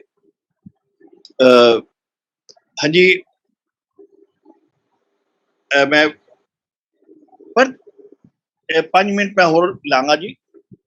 ਪਰ ਇਹ ਗੁਰੂ ਸਾਹਿਬ ਦੀ ਜਿਹੜੀ ਸ਼ਹਾਦਤ ਸੀ, ਇਹ ਸ਼ਹਾਦਤ ਦੇ ਪਿੱਛੇ ਜਿਹੜਾ ਇੱਕ ਸੰਕਲਪ ਸੀਗਾ, ਉਹ ਇੱਕ ਬੜਾ ਉਹਨਾਂ ਨੇ ਇੱਕ ਮਾਡਲ ਪੇਸ਼ ਕੀਤਾ। ਇੱਕ ਪ੍ਰਜਾਤੰਤਰ ਦਾ, ਡੈਮੋਕ੍ਰੇਸੀ ਦਾ ਇੱਕ ਮਾਡਲ ਸਾਡੇ ਸਾਹਮਣੇ ਰੱਖਿਆ। ਡੈਮੋਕ੍ਰੇਸੀ ਦਾ ਮਾਡਲ ਕੀ ਸੀਗਾ? ਸਭ ਤੋਂ ਪਹਿਲਾਂ ਕਿ ਦੂਸਰੇ ਨੂੰ ਐਕਸੈਪਟ ਕਰੋ, ਸਵੀਕਾਰ ਕਰੋ, ਇਨਕਲੂਸਿਵ, ਪਲੂਰਲਿਜ਼ਮ। ਦੂਸਰਾ ਸੀਗਾ ਕਿ ਉਸ ਨੂੰ ਰਿਸਪੈਕਟ ਦਿਓ, ਐਕਸੈਪਟ ਕਰੋ, ਫਿਰ ਰਿਸਪੈਕਟ ਦਿਓ। ਫਿਰ ਤੀਸਰਾ ਸੀਗਾ ਕਿ ਉਸਦੀ ਆਇਡੈਂਟੀਟੀ ਨੂੰ ਪ੍ਰੋਟੈਕਟ ਕਰੋ। ਇਹ ਮਾਡਲ ਜਿਹੜਾ ਗੁਰੂ ਗ੍ਰੰਥ ਸਾਹਿਬ ਨੇ ਦਿੱਤਾ, ਜਿਵੇਂ ਸੰਸਕ੍ਰਿਤ ਦੇ ਵਿੱਚ ਆਉਂਦਾ ਹੈ ਕਿ ਸ਼ਸਤਰ ਸ਼ਾਸਤਰ ਦੀ ਜਿਹੜੀ ਸੰਯੁਕਤੀ ਹੈ, ਉਸ ਦਾ ਪ੍ਰਤੀਕ ਗੁਰੂ ਤੇਗ ਬਹਾਦਰ ਸਾਹਿਬ ਬਣੇ। ਅੱਜ ਅਸੀਂ ਉਸ ਸ਼ਹਾਦਤ ਨੂੰ ਭੁੱਲ ਰਹੇ ਹਾਂ। ਅੱਜ ਸਾਡਾ ਹਿੰਦੁਸਤਾਨ ਜਿਸ ਮੁਕਾਮ ਤੇ ਖੜਾ ਹੈ, ਜਿਸ ਉੱਚੀ ਮਾਨਵਤਾ ਜਿਸ ਮੁਕਾਮ ਤੇ ਖੜੀ ਹੈ, ਮੈਂ ਕਹਿਣ ਦੀ ਲੋੜ ਨਹੀਂ ਹੈਗੀ, ਸਭ ਉਸ ਤੋਂ ਜਾਣੂ ਹਾਂ। ਅੱਜ ਇਹ ਗੁਰੂ ਤੇਗ ਬਹਾਦਰ ਸਾਹਿਬ ਦੀ ਸ਼ਹਾਦਤ ਸਾਡੇ ਲਈ ਪ੍ਰੇਰਨਾ ਦਾ ਸਰੋਤ ਹੈ, ਉਸ ਕੁਰਬਾਨੀ ਦਾ ਸਰੋਤ ਹੈ। ਔਰ ਜਿੱਥੇ ਤੱਕ ਉਹਨਾਂ ਦੀ ਬਾਣੀ ਹੈ, ਜਿਵੇਂ ਮੈਂ ਦੱਸਿਆ ਕਿ ਉਹਨਾਂ ਦੇ 59 ਸ਼ਲੋਕ, ਸ਼ਬਦ ਤੇ 57 ਸ਼ਲੋਕ ਜਿਹੜੇ ਨੇ ਗੁਰੂ ਗ੍ਰੰਥ ਸਾਹਿਬ ਦੇ ਵਿੱਚ ਦਰਜ ਨੇ। ਔਰ ਇਹ ਜੇ ਇਸ ਬਾਣੀ ਦਾ ਅਧਿਐਨ ਕੀਤਾ ਜਾਏ, ਬੜੇ ਉਹਦੇ ਪੱਖ ਨੇ, ਉਹਨਾਂ ਦੇ ਪੱਖਾਂ ਦੇ ਉੱਪਰ ਚਰਚਾ ਕੀਤੀ ਜਾ ਸਕਦੀ ਹੈ। ਪਰ ਜੇ ਅਸੀਂ ਧਿਆਨ ਨਾਲ ਦੇਖੀਏ ਤਾਂ ਉਸਦੇ ਵਿੱਚੋਂ ਜਿਹੜੀ ਗੱਲ ਉੱਭਰ ਕੇ ਸਾਹਮਣੇ ਆਉਂਦੀ ਹੈ ਉਹ ਇਹ ਹੈ, ਇਸ ਦਾ ਜਿਹੜਾ ਉਹਨਾਂ ਦੀ ਸਾਰੀ ਬਾਣੀ ਦਾ ਜਿਹੜਾ ਸੰਗਠਨਾਤਮਕ ਸਿਧਾਂਤ ਹੈਗਾ, ਸੰਰਚਨਾਤਮਕ ਸਿਧਾਂਤ ਹੈਗਾ, ਉਹ ਹੈਗਾ ਕਿ ਬੰਦਾ ਜਿਹੜਾ ਹੈ ਉਹ ਬੰਧਨ ਦੇ ਵਿੱਚ ਬਚਿਆ ਹੋਇਆ ਹੈ। ਬੰਧਨ ਜਿਹੜਾ ਹੈ ਉਹ ਮੋਹ ਮਾਇਆ ਦਾ ਵੀ ਹੈਗਾ, ਔਰ ਬੰਧਨ ਜਿਹੜਾ ਹੈ ਉਸ ਵਕਤ ਦੀਆਂ ਇਤਿਹਾਸਕ ਸਥਿਤੀਆਂ ਦਾ ਵੀ ਹੈਗਾ। ਬੰਦਾ ਉਸ ਤੋਂ ਮੁਕਤ ਹੋਣਾ ਚਾਹੁੰਦਾ ਹੈ। ਬੰਧਨ ਤੇ ਮੁਕਤੀ ਦਾ ਦੀ ਜਿਹੜੀ ਡਾਇਲੈਕਟਿਕਸ ਹੈ, ਉਹ ਗੁਰੂ ਤੇਗ ਬਹਾਦਰ ਸਾਹਿਬ ਦੀ ਜਿਹੜੀ ਸਮੁੱਚੀ ਬਾਣੀ ਹੈ, ਉਸ ਬਾਣੀ ਦਾ ਕੇਂਦਰ ਬਿੰਦੂ ਹੈ। ਜੇ ਅਸੀਂ ਇਸ ਨੂੰ ਸਵੀਕਾਰ ਕਰ ਲਈਏ, ਇੱਕ ਗੱਲ ਹੋਰ ਕਹਿ ਕੇ ਮੈਂ ਆਪਣੀ ਗੱਲ ਖਤਮ ਕਰਾਂਗਾ। ਇਹ ਸਾਰੀ ਗੁਰੂ ਗ੍ਰੰਥ ਸਾਹਿਬ ਦੀ ਬਾਣੀ ਜਿਹੜੀ ਹੈ, ਉਹਦਾ ਬਹੁਤ ਵੱਡਾ ਭਾਗ ਜਿਹੜਾ ਉਹ ਮਨ ਨੂੰ ਸੰਬੋਧਿਤ ਹੈਗਾ। ਮਨ ਬਾਰੇ ਗੱਲ ਬਹੁਤ ਆਦਿ ਕਾਲ ਤੋਂ ਚੱਲਦੀ ਆ ਰਹੀ ਹੈ। ਮਨ ਤੋਂ ਹੀ ਮਨੁੱਖ ਬਣਿਆ। ਮਨੁੱਖ ਉਹ ਜੀਵ ਹੈ ਜਿਹੜਾ ਜਿਹਦੇ ਕੋਲ ਮਨ ਹੈਗਾ। ਔਰ ਮਨ ਬਾਰੇ ਅੱਜ ਦਾ ਵਿਗਿਆਨ, ਜੇ ਸਿਗਮੰਡ ਫਰਾਇਡ ਹੈ, ਜੁੰਗ ਹੈ, ਐਡਲਰ ਹੈ, ਫਿਰ ਉਸ ਤੋਂ ਬਾਅਦ ਕਲਾਡ ਲੈਵੀ ਸਟ੍ਰਾਸ ਸਟਰਕਚਰਲਿਸਟ ਹੈਗਾ, ਉਸਨੇ ਟੈਬੂਲਾ ਰਸਾ ਕਿਹਾ, ਫਿਰ ਦੈਨ ਉਸ ਤੋਂ ਬਾਅਦ ਯਕ ਲਾਕਾ ਤੱਕ ਗੱਲ ਪਹੁੰਚਦੀ ਹੈ। ਤੇ ਇੱਕ ਬੜਾ ਲੰਬਾ ਇੱਕ ਹੋਰ ਚੈਪਟਰ ਹੈਗਾ ਜਿਹਦੇ ਬਾਰੇ ਗੱਲ ਕੀਤੀ ਜਾ ਸਕਦੀ ਹੈ। ਗੁਰੂ ਤੇਗ ਬਹਾਦਰ ਸਾਹਿਬ ਦੀ ਬਾਣੀ ਦਾ ਬਹੁਤ ਵੱਡਾ ਭਾਗ ਸਿੱਧੇ ਤੌਰ ਤੇ ਮਨ ਨੂੰ ਸੰਬੋਧਿਤ ਹੈ। ਮਨ ਬਾਰ-ਬਾਰ ਮਨ ਦਾ ਜ਼ਿਕਰ ਆਉਂਦਾ ਹੈ, ਔਰ ਮਨ, ਕਿਉਂਕਿ ਮਨ ਜਿਹੜਾ ਹੈ ਇਹ ਹੀ ਸਾਡੇ ਕਰਮਾਂ ਦਾ ਸਭ ਤੋਂ ਵੱਡਾ ਕੇਂਦਰ ਜਿਹੜਾ ਉਹ ਮਨ ਹੈ। ਮਨ ਸਮਝਾਉਣ ਕਾਰਨੇ ਕਿ ਪੜੀਏ ਗਿਆਨ। ਮਨ ਜਿਹੜਾ ਹੈ, ਮਨ ਤੋਂ ਜੋਤ ਸਰੂਪ ਹੈ, ਆਪਣਾ ਮੂਲ ਪਛਾਣ। ਮਨ ਜਿਹੜਾ ਹੈ, ਇਸ ਨੂੰ ਕਾਬੂ ਕਰਨਾ, ਇਸ ਦੇ ਉੱਪਰ ਅੰਕ ਲਗਾ, ਇਹ ਸਾਨੂੰ ਸਾਰੀ ਗੁਰਬਾਣੀ ਦਾ ਉਪਦੇਸ਼ ਜਿਹੜਾ ਉਹ ਮਿਲਦਾ ਹੈ। ਸੋ ਕਹਿਣ ਦਾ ਮਤਲਬ ਇਹ ਸੀ ਕਿ ਗੁਰੂ ਤੇਗ ਬਹਾਦਰ ਸਾਹਿਬ ਦੀ ਬਾਣੀ ਜਿਹਦੇ ਹੋਰ ਬਹੁਤ ਸਾਰੇ ਪਹਿਲੂ ਨੇ, ਸਮਾਂ ਇਜਾਜ਼ਤ ਨਹੀਂ ਦੇ ਰਿਹਾ ਉਹਨਾਂ ਦੀ ਲਾਸਾਨੀ ਸ਼ਹਾਦਤ ਤੇ ਵੱਖ-ਵੱਖ ਪਹਿਲੂਆਂ ਦੇ ਉੱਪਰ ਚਰਚਾ ਕਰਨ ਦੀ, ਉਹਨਾਂ ਦੀ ਬਾਣੀ ਦੇ ਜਿਹੜੇ ਵੱਖ-ਵੱਖ ਪੱਖ ਨੇ ਉਹਨਾਂ ਉੱਪਰ ਚਰਚਾ ਕਰਨ ਦੀ ਸਮਾਂ ਇਜਾਜ਼ਤ ਨਹੀਂ ਦੇ ਰਿਹਾ। ਪਰ ਫਿਰ ਵੀ ਅਸੀਂ ਜਿਹੜੀ ਉਹਨਾਂ ਦੀ ਬਾਣੀ ਹੈ, ਉਹਨਾਂ ਦੀ ਲਾਸਾਨੀ ਸ਼ਹਾਦਤ ਹੈ, ਸਲਾਮ ਕਰਦੇ ਹਾਂ। ਉਹ ਉਦੋਂ ਵੀ ਹੀ ਸਾਰਥਕ ਸੀ, ਉਤਨੀ ਹੀ ਪ੍ਰਸੰਗਿਕ ਸੀ, ਰੈਲੇਵੈਂਟ ਸੀ, ਸਿਗਨੀਫिकेंट ਸੀ, उतनी ही ਅੱਜ ਵੀ ਸਿਗਨੀਫिकेंट ਹੈ, ਉਤਨੀ ਹੀ ਰੈਲੇਵੈਂਟ ਹੈ। ਔਰ ਆਉਣ ਵਾਲੇ ਸਮਿਆਂ ਦੇ ਵਿੱਚ ਵੀ ਸਾਡੇ ਲਈ ਉਹ ਪ੍ਰੇਰਨਾ ਦਾ ਬਹੁਤ ਵੱਡਾ ਕੇਂਦਰ, ਪ੍ਰੇਰਨਾ ਦਾ ਬਹੁਤ ਵੱਡਾ ਸਰੋਤ ਰਹੇਗੀ। ਇਹਨਾਂ ਸ਼ਬਦਾਂ ਦੇ ਨਾਲ ਮੈਂ ਆਪਣੀ ਬਾਣੀ ਨੂੰ ਪੂਰਨ ਵਿਰਾਮ ਦੇਣਾ। ਬਹੁਤ ਬਹੁਤ ਧੰਨਵਾਦ। ਵਾਹਿਗੁਰੂ ਜੀ ਕਾ ਖਾਲਸਾ, ਵਾਹਿਗੁਰੂ ਜੀ ਕੀ ਫਤਿਹ। ਡਾਕਟਰ ਨਰਿੰਦਰ ਸਿੰਘ ਜੀ, ਤੁਸੀਂ ਆਪਣੇ ਵਿਚਾਰ ਦੱਸੋ ਗੁਰੂ ਤੇਗ ਬਹਾਦਰ ਸਾਹਿਬ ਜੀ ਦੇ ਸ਼ਹਾਦਤ ਬਾਰੇ, ਉਹਨਾਂ ਦੇ ਕੁਝ ਜਾਨਣਾ ਪਾਓ ਔਰ ਉਹਨਾਂ ਦੇ ਫਲਸਫੇ ਬਾਰੇ ਕੁਝ ਦੱਸੋ। ਜ਼ਰੂਰ। ਮੇਰੇ ਨਾਲ ਪੈਨਲ ਤੇ ਬੈਠੇ ਵਿਦਵਾਨ ਮਿੱਤਰੋ ਅਤੇ ਵਾਇਸ ਆਫ ਮਾਨਵਤਾ ਦੇ ਸੁਹਿਰਦ ਦਰਸ਼ਕੋ, ਵਾਹਿਗੁਰੂ ਜੀ ਕਾ ਖਾਲਸਾ, ਵਾਹਿਗੁਰੂ ਜੀ ਕੀ ਫਤਿਹ। ਅੱਜ ਜਦੋਂ ਅਸੀਂ ਮਾਨਵਤਾ ਦੇ ਮਹਾਨ ਨਾਇਕ ਗੁਰੂ ਤੇਗ ਬਹਾਦਰ ਜੀ ਮਹਾਰਾਜ ਦੀ 400 ਸਾਲਾ ਜਨਮ ਸ਼ਤਾਬਦੀ ਮਨਾਉਂਦੇ ਹਾਂ, ਇਹ ਪ੍ਰੋਗਰਾਮ ਕਰ ਰਹੇ ਹਾਂ, ਤਾਂ ਸਭ ਤੋਂ ਪਹਿਲਾਂ ਇਸ ਮਹਾਨ ਪੁਰਬ ਦੀਆਂ ਵਧਾਈਆਂ ਦੀ ਸਾਂਝ ਪਾਉਣੀ ਜ਼ਰੂਰੀ ਹੈ। ਆਪ ਸਭ ਨੂੰ ਇਸ ਮਹਾਨ ਪੁਰਬ ਦੀਆਂ ਲੱਖ ਲੱਖ ਵਧਾਈਆਂ ਹੋਣ ਜੀ। ਮੈਂ ਸ਼ਬਦ ਨਾਇਕ ਵਰਤਿਆ ਹੈ। ਨਾਇਕ ਜਾਂ ਹੀਰੋ ਉਹ ਹੁੰਦਾ ਹੈ ਜਿਸ ਦੇ ਕੰਮਾਂ, ਜਿਸ ਦੀ ਸੋਚ ਜਾਂ ਜਿਸ ਦੇ ਵਿਚਾਰਾਂ ਨੂੰ ਤੁਸੀਂ ਆਪਣੀ ਅਗਵਾਈ ਲਈ ਚੁਣੋ, ਤੁਸੀਂ ਜਿਸ ਕੋਲੋਂ ਸੇਧ ਲੈ ਸਕੋ। ਅਧਿਆਤਮ ਦੇ ਜਾਂ ਧਰਮ ਦੇ ਖੇਤਰ ਵਿੱਚ ਜਦੋਂ ਕੋਈ ਗੁਰੂ ਤੁਹਾਨੂੰ ਸੱਚ ਦਾ ਮਾਰਗ ਦਿਖਾਉਂਦਿਆਂ ਜ਼ਿੰਦਗੀ ਦਾ ਸੱਚਾ ਰਾਹ ਵੀ ਦਿਖਾ ਦੇਵੇ, ਤਾਂ ਅਜਿਹੇ ਗੁਰੂ ਨੂੰ ਅਸੀਂ ਨਾਇਕ ਗੁਰੂ ਹੀ ਕਹਾਂਗੇ। ਅਜਿਹੇ ਗੁਰੂ ਤੇਗ ਬਹਾਦਰ ਜੀ ਦਾ ਅੱਜ 400ਵਾਂ ਜਨਮ ਦਿਵਸ ਹੈ ਅਤੇ ਅੱਜ ਵੀ ਉਹਨਾਂ ਦੀ ਸਿੱਖਿਆ, ਸੋਚ, ਬਾਣੀ ਅਤੇ ਕਰਮ ਦੀ ਛਾਪ ਉਹਨਾਂ ਦੇ ਸਿੱਖਾਂ ਉੱਤੇ ਕਿਸੇ ਨਾ ਕਿਸੇ ਰੂਪ ਵਿੱਚ ਦਿਖਾਈ ਦਿੰਦੀ ਹੈ। ਸਿੱਖਾਂ ਦੇ ਇਹ ਨੌਵੇਂ ਗੁਰੂ 1621 ਈਸਵੀ ਵਿੱਚ 6ਵੇਂ ਗੁਰੂ ਹਰਗੋਬਿੰਦ ਜੀ ਦੇ ਘਰ ਜਨਮੇ। ਇਹਨਾਂ ਦੀ ਗੁਰਗੱਦੀ ਉੱਤੇ ਬਿਰਾਜਣ ਦੀ ਕਥਾ ਵੀ ਵਿਚਿੱਤਰ ਹੈ। 8ਵੇਂ ਗੁਰੂ ਹਰਕ੍ਰਿਸ਼ਨ ਜੀ ਦੇ ਜਦੋਂ ਦਿੱਲੀ ਵਿੱਚ ਆਪਣਾ ਸਰੀਰ ਤਿਆਗਿਆ ਤਾਂ ਅਗਲੇ ਗੁਰੂ ਦੇ ਰੂਪ ਵਿੱਚ ਇਤਨਾ ਹੀ ਕਿਹਾ, ਗੁਰੂ ਬਾਬਾ ਬਕਾਲਾ, ਭਾਵ ਬਕਾਲੇ ਬੈਠੇ ਬਾਬੇ ਭਾਵ ਦਾਦੇ ਨੂੰ ਗੁਰੂ ਜੋਤ ਬਖਸ਼ਦੇ ਹਾਂ। ਇਸ ਪਿੱਛੋਂ ਦੇ ਇਤਿਹਾਸ ਬਾਰੇ ਤੁਸੀਂ ਜਾਣਦੇ ਹੀ ਹੋ ਕਿ ਬਕਾਲੇ ਵਿਖੇ ਗੁਰਗੱਦੀ ਦੇ ਦਾਅਵੇਦਾਰਾਂ ਦੇ ਆਪਣੇ ਆਪਣੇ ਦਾਅਵੇ ਪੇਸ਼ ਕੀਤੇ। ਇਹ ਦਾਅਵੇਦਾਰ 22 ਸਨ। ਇਵੇਂ ਹੀ ਕੁਝ ਸਮਾਂ ਬੀਤ ਗਿਆ ਤੇ ਇਸ ਪਿੱਛੋਂ ਮੱਖਣ ਸ਼ਾਹ ਲੁਬਾਣੇ ਨੇ ਜਦੋਂ ਆਪਣੀ ਮੰਨਤ ਦੇਣ ਦੀ ਗੱਲ ਸੋਚੀ ਤਾਂ ਉਸਨੇ ਗੁਰੂ ਸਾਹਿਬ ਨੂੰ ਭੋਰੇ ਵਿੱਚ ਤਪੱਸਿਆ ਕਰਦੇ ਦੇਖਿਆ। ਉਹ ਜਾਣ ਗਿਆ ਕਿ ਇਹੀ ਗੁਰੂ ਹੈ, ਤਾਂ ਉਸਨੇ ਛੱਤ ਉੱਤੇ ਖੜੇ ਹੋ ਕੇ ਗੁਰਲਾਦੋ ਰੇ ਦਾ ਨਾਰਾ ਲਗਾਇਆ। ਉਸਦੇ ਸ਼ੋਰ ਨਾਲ ਇਹ ਪ੍ਰਗਟ ਹੋਇਆ ਕਿ ਅਸਲੀ ਗੁਰੂ ਤੇਗ ਬਹਾਦਰ ਹਨ। ਇਵੇਂ ਪ੍ਰਗਟ ਹੋਏ ਨੌਵੇਂ ਗੁਰੂ ਤੇਗ ਬਹਾਦਰ ਜੀ। ਵਿਧੀ ਨੇ ਕਿੰਨੀਆਂ ਵਿਲੱਖਣ ਕਿਸਮ ਦੀਆਂ ਘਟਨਾਵਾਂ ਕੀਤੀਆਂ ਇਸ ਮਹਾਨ ਗੁਰੂ ਨੂੰ ਮਹਾਨਤਾ ਦੇ ਕਲਿਆਣ ਲਈ ਉਜਾਗਰ ਕਰਨ ਲਈ। ਇੱਕ ਹਿਸਾਬ ਨਾਲ 8ਵੀਂ ਪਾਤਸ਼ਾਹੀ ਗੁਰੂ ਹਰਕ੍ਰਿਸ਼ਨ ਜੀ ਆਪ ਜੀ ਦੇ ਪੋਤਰੇ ਸਨ।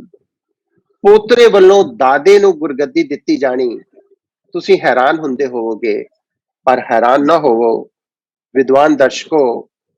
ਸਿੱਖ ਇਤਿਹਾਸ ਵਿੱਚ ਗੁਰਗੱਦੀ ਕਾਬਲ ਸਿੱਖਾਂ ਨੂੰ, ਪੁੱਤਰ ਨੂੰ, ਜਵਾਈ ਨੂੰ, ਪੋਤਰੇ ਨੂੰ, ਦਾਦੇ ਨੂੰ, ਜਿਸ ਨੂੰ ਵੀ ਕਾਬਲ ਸਮਝਿਆ ਜਾਂਦਾ ਰਿਹਾ, ਦਿੱਤੀ ਜਾਂਦੀ ਰਹੀ।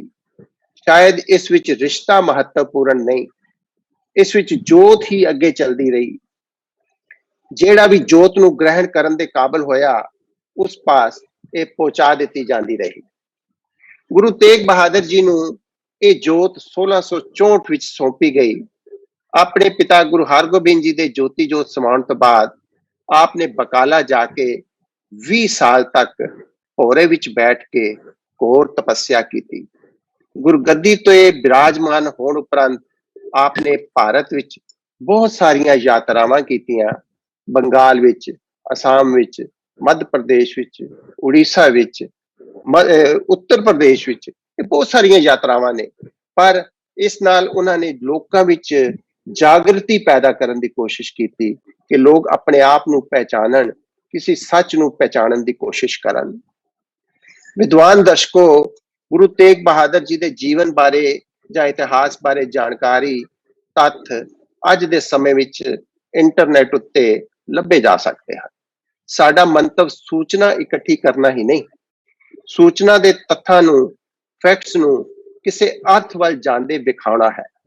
ਭਾਵ ਇਹ ਕਿ ਗੁਰੂ ਤੇਗ ਬਹਾਦਰ ਜਿਹੋ ਜਿਹਾ ਜੀਵਨ ਜਿਉਂਦੇ ਸੀ, ਜੋ ਕਰਦੇ ਸੀ, ਜੋ ਕਹਿੰਦੇ ਸੀ, ਬਾਣੀ ਦੇ ਰੂਪ ਵਿੱਚ ਉਸ ਦੀ ਪ੍ਰਸੰਗਕਤਾ, ਯੂਜ਼ਫੁਲਨੈਸ, ਮਹੱਤਵ ਕਿਵੇਂ ਸਥਾਪਿਤ ਹੁੰਦਾ ਹੈ, ਉਸ ਦੀ ਗੱਲ ਕਰਨੀ ਅੱਜ ਦੇ ਜ਼ਮਾਨੇ ਵਿੱਚ ਬਹੁਤ ਮਹੱਤਵ ਰੱਖਦੀ ਹੈ।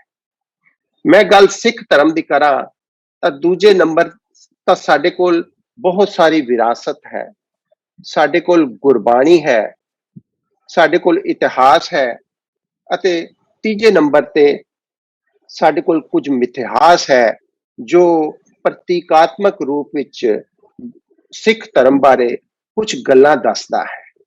ਪਰ ਸਵਾਲ ਇਹ ਹੈ ਕਿ ਕੀ ਇਹਨਾਂ ਤਿੰਨਾਂ ਵਿੱਚ ਆਪਸ ਵਿੱਚ ਸਮਨਵੈ ਹੈ? ਕੀ ਇਹ ਇੱਕੋ ਦਿਸ਼ਾ ਵਿੱਚ ਸਾਰੇ ਚੱਲਦੇ ਹਨ?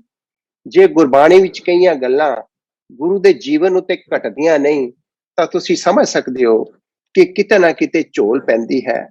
ਤੁਸੀਂ ਸਮਝ ਰਹੇ ਹੋ ਮੈਂ ਕੀ ਕਹਿਣ ਦਾ ਯਤਨ ਕਰ ਰਿਹਾ ਹਾਂ। ਗੁਰੂ ਤੇਗ ਬਹਾਦਰ ਅਗਰ ਕਹਿੰਦੇ ਹਨ, ਭੈ ਕਾਹੂ ਕੋ ਦੇਤ ਨਾ, ਨਾ ਭੈ ਮਾਨਤ ਆਨ, ਕੋਹ ਨਾਨਕ ਸੁਨ ਰੇ ਮਨਾ, ਗਿਆਨੀ ਤਾਹੇ ਬਖਾਨ। ਅਜਿਹੇ ਬਚਨ ਉਚਾਰਨ ਵਾਲਾ ਪੂਰਾ ਗੁਰੂ ਇਹਨਾਂ ਬਚਨਾਂ ਉੱਤੇ ਚੱਲਦਾ ਵੀ ਹੈ ਅਤੇ ਲੋੜ ਪੈਣ ਤੇ ਇਤਿਹਾਸ ਵਿੱਚ ਇਸ ਸੱਚ ਦੀ ਪ੍ਰਮਾਣਿਕਤਾ ਉੱਤੇ ਮੋਹਰ ਵੀ ਲਗਾਉਂਦਾ ਹੈ। ਉਹ ਔਰ ਉਪਦੇਸੇ ਆਪ ਨਾ ਕਰੇ ਵਾਲੇ ਮਾਰਗ ਉੱਤੇ ਨਹੀਂ ਚੱਲਦਾ। ਨਾ ਭੈ ਦੇਣਾ ਅਤੇ ਨਾ ਭੈ ਸਵੀਕਾਰਨਾ ਸਿੱਖ ਧਰਮ ਸਿਧਾਂਤਾਂ ਦਾ ਹੀ ਨਹੀਂ, ਸਿੱਖ ਜੀਵਨ ਜਾਂਚ ਦਾ ਵੀ ਹਿੱਸਾ ਹੈ। ਦਰਅਸਲ ਗੁਰਬਾਣੀ ਦੇ ਪ੍ਰਾਰੰਭ ਵਿੱਚ ਹੀ, ਮੂਲ ਮੰਤਰ ਵਿੱਚ ਹੀ ਨਿਰਭਉ ਬਹੁਤ ਕੇਂਦਰੀ ਸ਼ਬਦ ਹੈ। ਨਿਰਭੈਤਾ ਪਰਮਾਤਮਾ ਦਾ ਇੱਕ ਲੱਛਣ ਹੈ ਅਤੇ ਗੁਰਬਾਣੀ ਇਹ ਗੁਣ ਧਾਰਨ ਦੀ ਪ੍ਰੇਰਨਾ ਦਿੰਦੀ ਹੈ। ਪਹਿਲੇ ਪਾਤਸ਼ਾਹ ਗੁਰੂ ਨਾਨਕ ਦੇਵ ਜੀ ਤੋਂ ਹੀ ਸਿੱਖ ਨੂੰ ਇੱਧਰ ਚੱਲਣ ਲਈ ਕਹਿੰਦਿਆਂ ਗੁਰੂ ਨਾਨਕ ਆਪ ਇੱਧਰ ਚੱਲ ਕੇ ਦਿਖਾਉਂਦੇ ਹਨ। ਉਹ ਬਾਬਰ ਨੂੰ ਜਾਬਰ ਕਹਿਣ ਦੀ ਜੁਰਤ ਰੱਖਦੇ ਹਨ ਅਤੇ ਪਾਪ ਦੀ ਜੰਜ ਲੈ ਕਾਬਲੋਂ ਧਾਇਆ ਵਰਗੀਆਂ ਸਤਰਾਂ ਲਿਖਦੇ ਹਨ। ਇਸੇ ਕਰਕੇ ਵਿਚਾਰਾਂ ਦੀ ਸਮਰੂਪਤਾ ਗੁਰੂ ਨਾਨਕ ਦੇਵ ਜੀ ਤੋਂ ਲੈ ਕੇ ਗੁਰੂ ਗੋਬਿੰਦ ਸਿੰਘ ਜੀ ਤੱਕ ਇੱਕ ਸਾਰ ਚੱਲਦੀ ਰਹੀ। ਇਹ ਪੂਰੇ ਗੁਰੂ ਹਨ ਜਿਨ੍ਹਾਂ ਦੀ ਜੀਵਨ ਜਾਂਚ, ਜਿਨ੍ਹਾਂ ਦੇ ਪੂਰਨੇ ਅੱਜ ਵੀ ਉਹਨਾਂ ਦੇ ਸਿੱਖਾਂ ਨੂੰ ਸੇਧ ਦਿੰਦੇ ਹਨ। ਦਰਸ਼ਕੋ, ਗੁਰੂ ਜਦੋਂ ਨਿਰਭੈ ਹੋਣ ਦੀ ਗੱਲ ਕਰਦੇ ਹਨ ਤਾਂ ਆਜ਼ਾਦੀ, ਸੁਤੰਤਰਤਾ, ਲਿਬਰੇਸ਼ਨ ਨੂੰ ਬਹੁਤ ਮਹੱਤਵ ਦਿੰਦੇ ਹਨ। ਮਾਨਵਤਾ ਦੀ ਸੋਚ ਦੀ, ਵਿਹਾਰ ਦੀ, ਧਰਮ ਦੀ ਆਜ਼ਾਦੀ, ਖੁੱਲ। ਗੁਰੂ ਤੇਗ ਬਹਾਦਰ ਆਪ ਤਾਂ ਜੰਝੂ ਨਹੀਂ ਪਾਉਂਦੇ ਸਨ, ਨਾ ਹੀ ਤਿਲਕ ਲਗਾਉਂਦੇ ਸਨ, ਪਰ ਤਿਲਕ ਜੰਝੂ ਦੀ ਰੱਖਿਆ ਲਈ ਉਹ ਨਿਰਭੈ ਹੋ ਕੇ ਸ਼ਹੀਦੀ ਦੇਣ ਤੱਕ ਜਾਂਦੇ ਹਨ। ਜੇ ਕੋਈ ਜਾਬਰ ਪਾਤਸ਼ਾਹ ਕਮਜ਼ੋਰ ਦੇਸ਼ ਵਾਸੀਆਂ ਨੂੰ ਉਹਨਾਂ ਦਾ ਧਰਮ ਜਿਉਣ ਦੀ ਆਜ਼ਾਦੀ ਨਹੀਂ ਦਿੰਦਾ ਅਤੇ ਡਰੀ ਹੋਈ ਕਮਜ਼ੋਰ ਰਿਆਇਆ ਬੇਪਰਦਾ ਹੋਈ ਜਾਂ ਲੁੱਟੀ ਹੋਈ ਮਹਿਸੂਸ ਕਰਦੀ ਹੈ ਤਾਂ ਗੁਰੂ ਤੇਗ ਬਹਾਦਰ ਹਿੰਦ ਦੀ ਚਾਦਰ ਬਣਦੇ ਹਨ। ਇਸੇ ਨਿਰਭੀਕਤਾ ਨੇ ਅੱਗੇ ਚੱਲ ਕੇ ਗੁਰੂ ਗੋਬਿੰਦ ਸਿੰਘ ਜੀ ਨੂੰ ਖਾਲਸਾ ਸਾਜਣ ਵੱਲ ਪ੍ਰੇਰਿਤ ਕੀਤਾ। ਤੁਸੀਂ ਸਭ ਜਾਣਦੇ ਹੋ, ਖਾਲਸਾ ਬਣਾਉਣ ਲਈ ਗੁਰੂ ਜੀ ਨੇ ਨੰਗੀ ਤਲਵਾਰ ਹੱਥ ਵਿੱਚ ਲੈ ਕੇ ਕੌਮ ਦੀ ਰਚਨਾ ਕੀਤੀ ਸੀ। ਇਹ ਕੌਮ ਨੂੰ ਨਿਰਭੀਕ ਬਣਾਉਣ ਦੀ ਗੱਲ ਸੀ, ਉਸ ਨੂੰ ਬੇਡਰ ਬਣਾਉਣ ਦੀ ਗੱਲ ਸੀ, ਉਸ ਨੂੰ ਇਹ ਦੱਸਣ ਦੀ ਗੱਲ ਸੀ ਕਿ ਇਹ ਤਨ ਤਨ ਨਾਸ਼ਵਾਨ ਹੈ, ਇਹ ਕਦੀ ਵੀ ਜਾ ਸਕਦਾ ਹੈ। ਸਿੱਖ ਧਰਮ ਦੀ ਸੋਚ ਵਿੱਚ ਆਜ਼ਾਦੀ ਦਾ ਬਹੁਤ ਮਹੱਤਵ ਹੈ। ਇਹ ਆਜ਼ਾਦੀ ਰਾਜਨੀਤਿਕ ਆਜ਼ਾਦੀ ਤੱਕ ਸੀਮਤ ਨਹੀਂ, ਇਹ ਸੋਚ ਅਤੇ ਚਿੰਤਨ ਦੀ ਆਜ਼ਾਦੀ ਵੀ ਹੈ ਅਤੇ ਅੱਗੇ ਚੱਲ ਕੇ ਰੂਹਾਨੀ ਲਿਬਰੇਸ਼ਨ ਵੱਲ ਵੀ ਸੰਕੇਤ ਕਰਦੀ ਹੈ।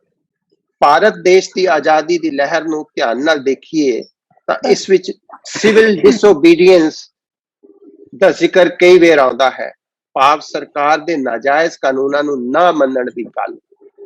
ਗੁਰੂ ਉਸ ਸਮੇਂ ਵੀ ਇਹ ਡਿਸਓਬੀਡੀਐਂਸ ਨਿਰਭੈ ਹੋ ਕੇ ਕਰਦੇ ਸਨ।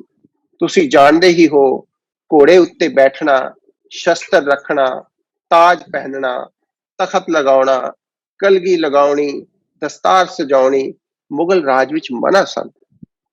ਪਰ ਗੁਰੂ ਇਸ ਨਿਯਮ ਦਾ ਭਰਪੂਰ ਵਿਰੋਧ ਕਰਦੇ ਰਹੇ। ਇਹੋ ਨਹੀਂ, ਧਰਮ ਦੇ ਠੇਕੇਦਾਰਾਂ ਦੇ ਹੁਕਮ ਜਿਵੇਂ ਜਨੇਊ ਪਹਿਨਣ ਦਾ ਵਿਰੋਧ ਵੀ ਗੁਰੂ ਨਾਨਕ ਦੇਵ ਜੀ ਤੋਂ ਹੀ ਸ਼ੁਰੂ ਹੋ ਗਿਆ ਸੀ।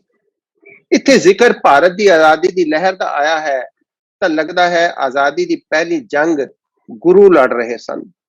ਇਹ ਜੰਗ ਰਾਜ ਹਾਸਲ ਕਰਨ ਲਈ ਨਹੀਂ ਸੀ।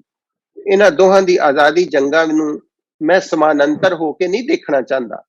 ਮੈਂ ਪਰ ਫਿਰ ਵੀ ਕਹਿਣਾ ਚਾਹੁੰਦਾ ਹਾਂ ਕਿ ਗੁਰੂ 200 ਸਾਲ ਤੱਕ ਅਧਿਆਤਮਕ ਪਲੇਟਫਾਰਮ ਉੱਤੇ ਖੜੇ ਹੋ ਕੇ ਮਾਨਵਤਾ ਦੀ ਖੁਸ਼ਹਾਲੀ ਲਈ, ਮਾਨਵਤਾ ਦੀ ਆਜ਼ਾਦੀ ਲਈ, ਮਾਨਵਤਾ ਦੇ ਹੱਕਾਂ ਲਈ ਇੱਕ ਜੰਗ ਲੜਦੇ ਰਹੇ।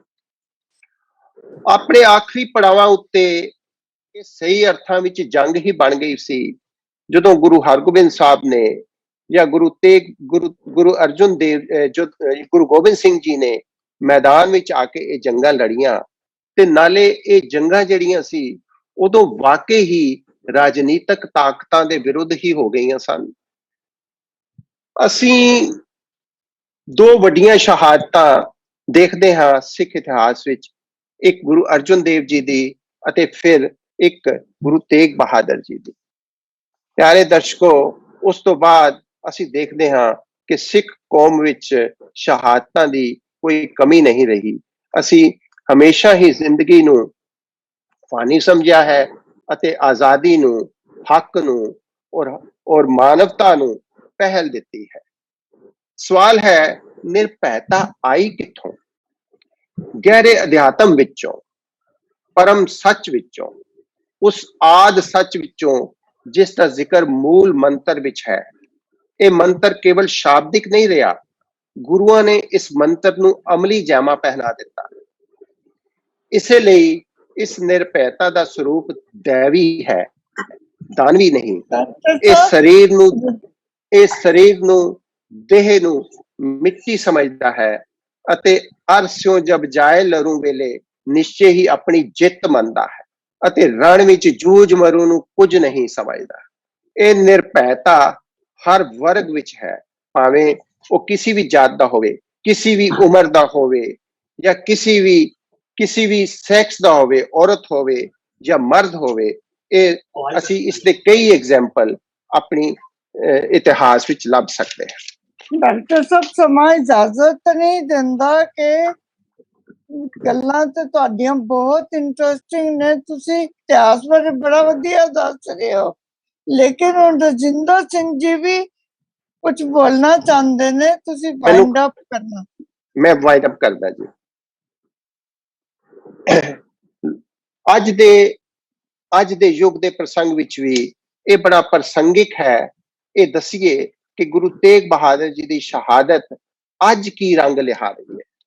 ਲੋਕ ਪੁੱਛਦੇ ਹਨ ਜਾਂ ਹੈਰਾਨ ਹੁੰਦੇ ਹਨ ਕਿ ਛੋਟੀ ਜੀ ਗਿਣਤੀ ਵਾਲੀ ਸਿੱਖ ਕੌਮ ਨੇ ਦੇਸ਼ ਦੀ ਆਜ਼ਾਦੀ ਵਿੱਚ ਇਤਨੀਆਂ ਕੁਰਬਾਨੀਆਂ ਕਿਵੇਂ ਦਿੱਤੀਆਂ।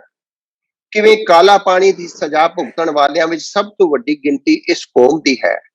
ਮੇਰਾ ਭਾਵ ਇਸ ਮੁਕਾਬਲੇ ਨੂੰ ਪ੍ਰਗਟਾ ਕੇ ਕਿਸੇ ਨੂੰ ਛੁਟਿਆਉਣ ਦਾ ਨਹੀਂ, ਸਗੋਂ ਮੈਂ ਉਸ ਬੁਨਿਆਦੀ ਪ੍ਰਕਿਰਤੀ ਵੱਲ ਸੰਕੇਤ ਕਰਨਾ ਚਾਹੁੰਦਾ ਹਾਂ ਜਿਹੜੀ ਗੁਰੂਆਂ ਨੇ ਇਸ ਕੌਮ ਨੂੰ ਬਖਸ਼ੀ।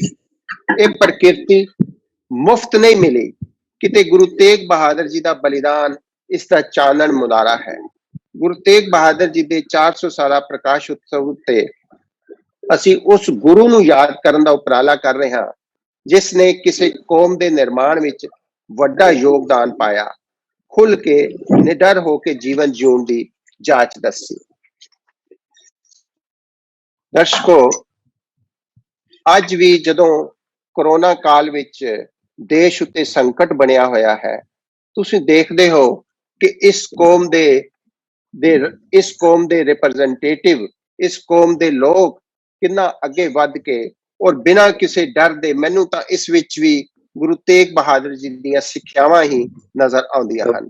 ਹਾਂਜੀ, ਸਿੱਖ ਮਾਨਵਤਾ, ਉਸਦੇ ਸਿੱਖ ਨੂੰ ਮਾਨਵਤਾ ਦਾ ਧਰਮ ਸਮਝਦੇ ਹਨ। ਅਜਿਹਾ ਗੁਰੂ ਇਹ ਗੱਲ ਆਪਣੀ ਕੌਮ ਵਿੱਚ ਤਾਂ ਹੀ ਪਾ ਸਕਿਆ ਕਿਉਂਕਿ ਉਸਦੇ ਵਿਚਾਰ ਬੜੇ ਮਹਾਨ ਸਨ ਔਰ ਉਸਨੇ ਆਪਣੇ ਵਿਚਾਰਾਂ ਉੱਤੇ ਜੀਵਨ ਨੂੰ ਚੱਲ ਕੇ ਦਿਖਾਉਣ ਦੀ ਵੀ ਕੋਸ਼ਿਸ਼ ਕੀਤੀ। ਜੇ ਉਸਨੇ ਨਿਰਭੀਕ ਹੋ ਕੇ ਕਿਹਾ ਕਿ ਰਾਮ ਗਇਓ ਰਾਵਣ ਗਇਓ, ਜਾਂ ਕੋ ਬਹੁ ਪਰਿਵਾਰ ਕੋ ਨਾਨਕ ਫਿਰ ਕਛ ਨਹੀਂ, ਸੁਪਨੇ ਜੋ ਸੰਸਾਰ, ਜਾਂ ਉਹ ਇਹ ਕਹਿੰਦਾ ਕਿ ਝੂਠੇ ਮਾਨ ਕਹਾ ਕਰੇ, ਜਗ ਸੁਪਨੇ ਜੋ ਜਾਨ, ਇਨਮੇ ਕਛ ਤੇਰੋ ਨਹੀਂ, ਨਾਨਕ ਕਹੋ ਬਖਾਨ। ਇਹਨਾਂ ਪਰਮ ਸੱਚਾਈਆਂ ਨੂੰ ਕਹਿਣ, ਇਹਨਾਂ ਪਰਮ ਸੱਚਾਈਆਂ ਨੂੰ ਕਹਿਣ ਅਤੇ ਕਰਨ ਵਾਲੇ ਗੁਰੂ ਦਾ ਜਨਮ ਦਿਹਾੜਾ ਪੂਰੀ ਮਾਨਵਤਾ ਲਈ ਉਤਸਵ ਹੈ। ਇਸ ਨੂੰ ਸਹੀ ਅਰਥਾਂ ਵਿੱਚ ਸਮਝ ਕੇ ਹੀ ਮਨਾਉਣਾ ਸੁਭਾਗ ਹੈ। ਵਾਹਿਗੁਰੂ ਜੀ ਕਾ ਖਾਲਸਾ, ਵਾਹਿਗੁਰੂ ਜੀ ਕੀ ਫਤਿਹ। ਰਜਿੰਦਰ ਸਿੰਘ ਜੀ, ਤੁਹਾਡਾ ਟਾਈਮ ਸਮਾਪਤ ਹੋ ਗਿਆ ਜੀ, ਹੁਣ ਸਮਾਪਤ ਕਰੋ। ਰਜਿੰਦਰ ਸਿੰਘ ਜੀ, ਤੁਸੀਂ ਕੁਝ ਕਹਿਣਾ ਚਾਹੋਗੇ? ਹਾਂਜੀ, ਵਾਹਿਗੁਰੂ ਜੀ ਕਾ ਖਾਲਸਾ, ਵਾਹਿਗੁਰੂ ਜੀ ਕੀ ਫਤਿਹ। 5 ਮਿੰਟ ਹੋਰ ਦੇ ਦੋ। ਅੱਛਾ, ਬੋਲੋ ਰਜਿੰਦਰ ਸਿੰਘ ਜੀ। ਹਾਂਜੀ ਹਾਂਜੀ, ਵਾਹਿਗੁਰੂ ਜੀ ਕਾ ਖਾਲਸਾ, ਵਾਹਿਗੁਰੂ ਜੀ ਕੀ ਫਤਿਹ। ਮੈਂ ਡਾਕਟਰ ਮਨਜੀਤ ਸਿੰਘ ਜੀ ਦਾ ਬਹੁਤ ਧੰਨਵਾਦੀ ਹਾਂ, ਜਿਹੜਾ ਮਤਲਬ ਥੋੜੇ ਸਮੇਂ ਚ ਉਹਨਾਂ ਨੇ ਗੁਰੂ ਸਾਹਿਬ ਦੇ ਜੀਵਨ ਬਾਰੇ ਬਹੁਤ ਅੱਛਾ ਡਿਸਕ੍ਰਾਈਬ ਕੀਤਾ। ਤੇ ਡਾਕਟਰ ਨਰਿੰਦਰ ਸਿੰਘ ਜੀ ਦਾ ਬਹੁਤ ਧੰਨਵਾਦੀ ਹਾਂ ਜਿਨ੍ਹਾਂ ਨੇ ਕਿ ਨਿਰਭਉਤਾ ਦੇ ਸਿਧਾਂਤ ਜਿਹੜਾ ਗੁਰੂ ਸਾਹਿਬ ਨੇ ਦਿੱਤਾ ਹੈ ਉਹਨੂੰ ਬੜਾ ਅੱਛੇ ਤਰੀਕੇ ਨਾਲ ਵੈਲ ਡਿਸਕ੍ਰਾਈਬ ਕੀਤਾ ਛੋਟੇ ਸਮੇਂ ਦੇ ਵਿੱਚ। ਤੇ ਮੈਂ ਕੁਝ ਗੱਲਾਂ ਆਪ ਜੀ ਨਾਲ ਨਵੀਆਂ ਸਾਂਝੀਆਂ ਕਰਨਾ ਚਾਹੁੰਦਾ ਕਿ ਅਸੀਂ ਗੱਲ ਕਰਦੇ ਗੁਰੂ ਤੇਗ ਬਹਾਦਰ ਸਾਹਿਬ ਦੀ ਇੱਕ ਜੰਗ ਲੜੀ। ਅਗਰ ਅਸੀਂ ਜੰਗ ਦੀ ਗੱਲ ਕਰੀਏ, ਤੇਗ ਦੀ ਗੱਲ ਕਰੀਏ, ਤੇ ਜੰਗ ਲੜੀ ਤੇ ਜੰਗ ਦੇ ਵਿੱਚ ਉਹਨਾਂ ਦਾ ਵਿਜ਼ਨ, ਜਿਹੜੀ ਜੰਗ ਲੜੀ ਜਾਂਦੀ ਹੈ, ਅਕਸਰ ਅਸੀਂ ਦੇਖਦੇ ਹਾਂ ਜੰਗਾਂ ਦੇ ਵਿੱਚ, ਉਹ ਜੰਗਾਂ ਦੇ ਵਿੱਚ ਇੱਕ ਨਾ ਵਿਉਂਤ ਬਣਾਉਣੀ ਪੈਂਦੀ ਹੈ। ਔਰ ਗੁਰੂ ਸਾਹਿਬ ਦੀ ਵਿਉਂਤਬੰਦੀ ਬੜੀ ਅੱਛੀ ਹੋਏਗੀ, ਬਕਮਾਲ ਹੋਏਗੀ ਉਹਨਾਂ ਦੀ ਵਿਉਂਤਬੰਦੀ। ਉਹਦਾ ਅੰਦਾਜ਼ਾ ਅਗਰ ਅਸੀਂ ਲਗਾਈਏ ਤੇ ਅਸੀਂ ਇੱਦਾਂ ਲਗਾ ਸਕਦੇ ਹਾਂ ਕਿ ਗੁਰੂ ਸਾਹਿਬ ਨੇ ਜਿਹੜਾ ਅਨੰਦਪੁਰ ਸਾਹਿਬ ਜਗ੍ਹਾ ਲਈ, ਉੱਥੇ ਨਾਲ ਹੀ ਕੀਰਤਪੁਰ ਸਾਹਿਬ ਹੈ, ਨਾਲ ਹੀ ਅਨੰਦਪੁਰ ਸਾਹਿਬ ਲਿਆ। ਅਗਰ ਤੁਸੀਂ ਉਦੋਂ ਜਾ ਕੇ ਉੱਥੇ ਦਾ ਸਿਨੈਰੀਓ ਦੇਖੋਗੇ ਤੇ ਅਨੰਦਪੁਰ ਸਾਹਿਬ ਉਹ ਐਸੀ ਬਕਮਾਲ ਜਗ੍ਹਾ ਹੈ ਕਿ ਉਹਦੇ ਵਿੱਚ ਜਿਹੜੇ ਕਿਲੇ ਸਨ, 5 ਕਿਲੇ ਬਣਾਏ ਗਏ, ਤੇ ਉਹ ਕਿਲੇ ਅਜੇ ਸੀ। ਅਗਰ ਉਹ ਉਹਨਾਂ ਦੀ ਉਹ ਜੋ ਪਹਾੜੀਆਂ ਦਾ ਜਿਹੜੀ ਉਹ ਲੈਂਡਸਕੇਪ ਸੀ, ਉਸ ਲੈਂਡਸਕੇਪ ਦਾ ਇੰਨਾ ਸੋਹਣਾ ਉਹਨਾਂ ਨੇ ਵਿਉਂਤਬੰਦੀ ਉਹਨਾਂ ਨੇ ਕੀਤੀ। ਇਸ ਤੋਂ ਅਸੀਂ ਅੰਦਾਜ਼ਾ ਲਗਾ ਸਕਦੇ ਹਾਂ ਕਿ ਗੁਰੂ ਸਾਹਿਬ ਨੇ ਆਪਣੀ ਜੰਗ ਦੇ ਵਿੱਚ ਤੇਗ ਵੀ ਵਾਈ ਔਰ ਉਹਨਾਂ ਨੇ ਇੱਕ ਅੱਛੀ ਵਿਉਂਤਬੰਦੀ ਨਾਲ ਲੜਾਈ ਵੀ ਲੜੀ। ਇਸੇ ਕਰਕੇ ਉਹਨਾਂ ਨੂੰ ਤੇਗ ਬਹਾਦਰ ਦਾ ਲਕਬ ਮਿਲਿਆ, ਖਿਤਾਬ ਮਿਲਿਆ। ਕੋਈ ਬਹੁਤ ਵੱਡੀ ਗੱਲ ਹੈ। ਔਰ ਜਿੱਥੇ ਗੱਲ ਕਰੀਏ ਉਹਨਾਂ ਦੇ ਤਿਆਗ ਦੀ ਗੱਲ ਕਰੀਏ ਤੇ ਜੋ ਉਹਨਾਂ ਦਾ ਤਿਆਗ, ਜਿਹੜਾ ਸੈਕਰੀਫਾਈਸ ਹੈ, ਉਹਨਾਂ ਦੀ ਬਾਣੀ ਪੜ੍ਹਦੇ ਆ ਤੇ ਉਹਨਾਂ ਦੇ ਬਾਣੀ ਪੜ੍ਹਨ ਦੇ ਨਾਲ ਜਿਹੜਾ ਨਿਰਭਉਤਾ ਦਾ ਸਿਧਾਂਤ ਦਿੰਦੇ ਨੇ ਔਰ ਜੀਵਨ 'ਚ ਬੰਦੇ ਨੂੰ ਇੰਨਾ ਪਰਮਾਤਮਾ ਦੇ ਨਜ਼ਦੀਕ ਲੈ ਜਾਂਦੇ ਨੇ, ਬੰਦੇ ਦਾ ਮਰਨਾ ਆਸਾਨ ਕਰ ਦਿੰਦੇ ਨੇ ਅਗਰ ਉਹ ਅਸੀਂ ਉਹਨਾਂ ਦੀ ਬਾਣੀ ਨੂੰ ਪੜ੍ਹੀਏ ਔਰ ਸਮਝੀਏ। ਤੇ ਉਹ ਵੈਸੇ ਤਾਂ ਸਾਰੀ ਗੁਰਬਾਣੀ ਬੰਦੇ ਨੂੰ ਪਰਮਾਤਮਾ ਨਾਲ ਜੋੜਦੀ ਹੈ, ਲੇਕਿਨ ਉਹ ਬਿਲਕੁਲ ਬੰਦੇ ਦੇ ਵਿੱਚ ਇੱਕ ਜਿਹਨੂੰ ਕਹਿੰਦੇ ਨਾ ਨਿਰਭਉਤਾ ਭਰਦੇ ਨੇ। ਤੇ ਇਸ ਤੋਂ ਅੰਦਾਜ਼ਾ ਲਗਾਇਆ ਜਾ ਸਕਦਾ ਕਿ ਗੁਰੂ ਸਾਹਿਬ ਨੇ ਕਿੰਨੀ ਜਿਹੜੀ ਉਹਨਾਂ ਦੇ ਵਿੱਚ ਵਿਲ ਪਾਵਰ ਕਿੰਨੀ ਸਟਰੋਂਗ ਸੀ। ਔਰ ਇਹ ਜਿਹੜੀ ਸ਼ਹਾਦਤਾਂ ਹੁੰਦੀਆਂ, ਇਹ ਸ਼ਹਾਦਤਾਂ ਐਵੇਂ ਨਹੀਂ ਦਿੱਤੀਆਂ ਜਾਂਦੀਆਂ, ਇਹਦੇ ਪਿੱਛੇ ਬੜੀ ਸਟਰੋਂਗ ਵਿਲ ਪਾਵਰ ਦੀ ਲੋੜ ਹੁੰਦੀ ਹੈ। ਔਰ ਉਹ ਵੀ ਸ਼ਹਾਦਤ ਇਹਦੇ ਲਈ ਕਿ ਆਪਣੇ ਧਰਮ ਲਈ ਨਹੀਂ, ਅਗਰ ਅਸੀਂ ਵਰਡ 'ਚ ਦੇਖੀਏ ਤਾਂ 8 ਧਰਮ ਹੈਗੇ ਨੇ, 8 ਧਰਮਾਂ ਦੇ ਵਿੱਚੋਂ ਅਗਰ ਅਸੀਂ ਕਦੀ ਅੰਦਾਜ਼ਾ ਲਗਾਈਏ ਤੇ ਹਰ ਕਿਸੇ ਨੇ ਆਪਣੇ ਧਰਮ ਦੇ ਮੁੱਲਿਆਂ ਤੇ ਉਹਨਾਂ ਨੇ ਸ਼ਹਾਦਤਾਂ ਦਿੱਤੀਆਂ। ਲੇਕਿਨ ਇੱਥੇ ਤੇ ਜਿਸ ਤਿਲਕ ਔਰ ਜੰਜੂ ਨੂੰ ਗੁਰੂ ਨਾਨਕ ਸਾਹਿਬ ਨੇ ਨਕਾਰ ਦਿੱਤਾ, ਉਹਦੀ ਰਾਖੀ ਲਈ ਗੁਰੂ ਸਾਹਿਬ ਆ ਗਏ। ਇਹ ਬੜੀ ਵੱਡੀ ਗੱਲ ਸੀ ਕਿ ਇੱਥੋਂ ਉਹਨਾਂ ਦਾ ਵਿਜ਼ਨ ਪਤਾ ਚੱਲਦਾ ਹੈ ਕਿ ਉਹ ਲੋਕਾਂ ਦੀ ਜਿਹੜਾ ਸਿੱਖੀਜ਼ਮ ਦੇ ਵਿੱਚ ਉਹਨਾਂ ਨੇ ਇੱਕ ਜਿਹੜਾ ਬੜਾ ਵੱਡਾ ਕਨਸੈਪਟ ਦਿੱਤਾ, ਜਿਹਦੇ ਕਰਕੇ ਕਿ ਅੱਜ ਅਸੀਂ ਬਹੁਤ ਹੀ ਸਾਨੂੰ ਮਾਣ ਸਤਿਕਾਰ ਮਿਲਦਾ ਵਰਲਡ ਦੇ ਵਿੱਚ, ਉਹ ਇਸੇ ਗੱਲ ਤੇ ਮਿਲਦਾ ਹੈ ਕਿ ਸਾਡੇ ਕੋਲ ਟੋਲਰੈਂਸ ਹੈ। ਅਸੀਂ ਦੂਜਿਆਂ ਨੂੰ ਬਰਦਾਸ਼ਤ ਕਰਦੇ ਹਾਂ, ਦੂਸਰੇ ਧਰਮਾਂ ਨੂੰ ਵੀ ਬਰਦਾਸ਼ਤ ਕਰਦੇ ਹਾਂ। ਅਸੀਂ ਉਹਨਾਂ ਨੂੰ ਕਹਿੰਦੇ ਹਮਕੋ ਹਮਾਰਾ ਖੂਬ, ਤੁਮਕੋ ਤੁਮਾਰਾ ਖੂਬ, ਤੇ ਅਸੀਂ ਉਸ ਸਿਧਾਂਤ ਤੇ ਪਹਿਰਾ ਦਿੰਦੇ ਹਾਂ। ਔਰ ਗੁਰੂ ਸਾਹਿਬ ਦੀ ਬਹੁਤ ਵੱਡੀ ਇੱਕ ਦੇਣ ਸੀ, ਜਿਹੜੀ ਅਸੀਂ ਉਹਨੂੰ ਦੱਸ ਨਹੀਂ ਪਾਏ ਲੋਕਾਂ ਨੂੰ, ਕਿ ਗੁਰੂ ਸਾਹਿਬ ਨੇ ਜਦੋਂ ਅਸਾਮ ਗਏ ਤੇ ਉਸ ਅਸਾਮ ਦੇ ਵਿੱਚ ਜਦੋਂ ਗੁਰੂ ਸਾਹਿਬ ਨੇ ਸਮਝੌਤਾ ਕਰਾਇਆ ਰਾਜਾ ਜੈ ਸਿੰਘ ਦਾ, ਜਦੋਂ ਰਾਜਾ ਜੈ ਸਿੰਘ ਜਦੋਂ ਰਾਜਪੂਤਾਨੇ ਦੇ ਔਰੰਗਜ਼ੇਬ ਦੇ ਨਾਲ ਸੰਬੰਧ ਵਿਗੜ ਰਹੇ ਸੀ, ਉਹ ਸੰਬੰਧ ਉਸ ਕਰਕੇ ਰਾਜਾ ਜੈ ਸਿੰਘ ਨੂੰ ਉਹਨਾਂ ਨੇ ਇੱਕ ਕਿਸਮ ਦਾ ਮਰਨ ਲਈ ਅਸਾਮ ਭੇਜਤਾ ਸੀ ਕਿ ਚਾਹੇ ਅਸਾਮ ਦੇ ਰਾਜੇ ਉਹਨੂੰ ਮਾਰ ਦੇਣ ਜਾਂ ਅਸਾਮ ਦੇ ਰਾਜੇ ਉਹਨਾਂ ਦੇ ਹੱਥੋਂ ਮਰ ਜਾਣ, ਰਾਜਾ ਜੈ ਸਿੰਘ ਦੇ ਹੱਥੋਂ ਮਰ ਜਾਣ। ਤੇ ਔਰੰਗਜ਼ੇਬ ਨੇ ਕਿਸੇ ਨਾ ਕਿਸੇ ਤਰ੍ਹਾਂ ਆਪਣੀ ਮਤਲਬ ਦੁਸ਼ਮਣੀ ਦੋਨਾਂ ਦੁਸ਼ਮਣਾਂ ਨੂੰ ਆਮਨੇ ਸਾਹਮਣੇ ਖੜਾ ਕਰਤਾ ਸੀ।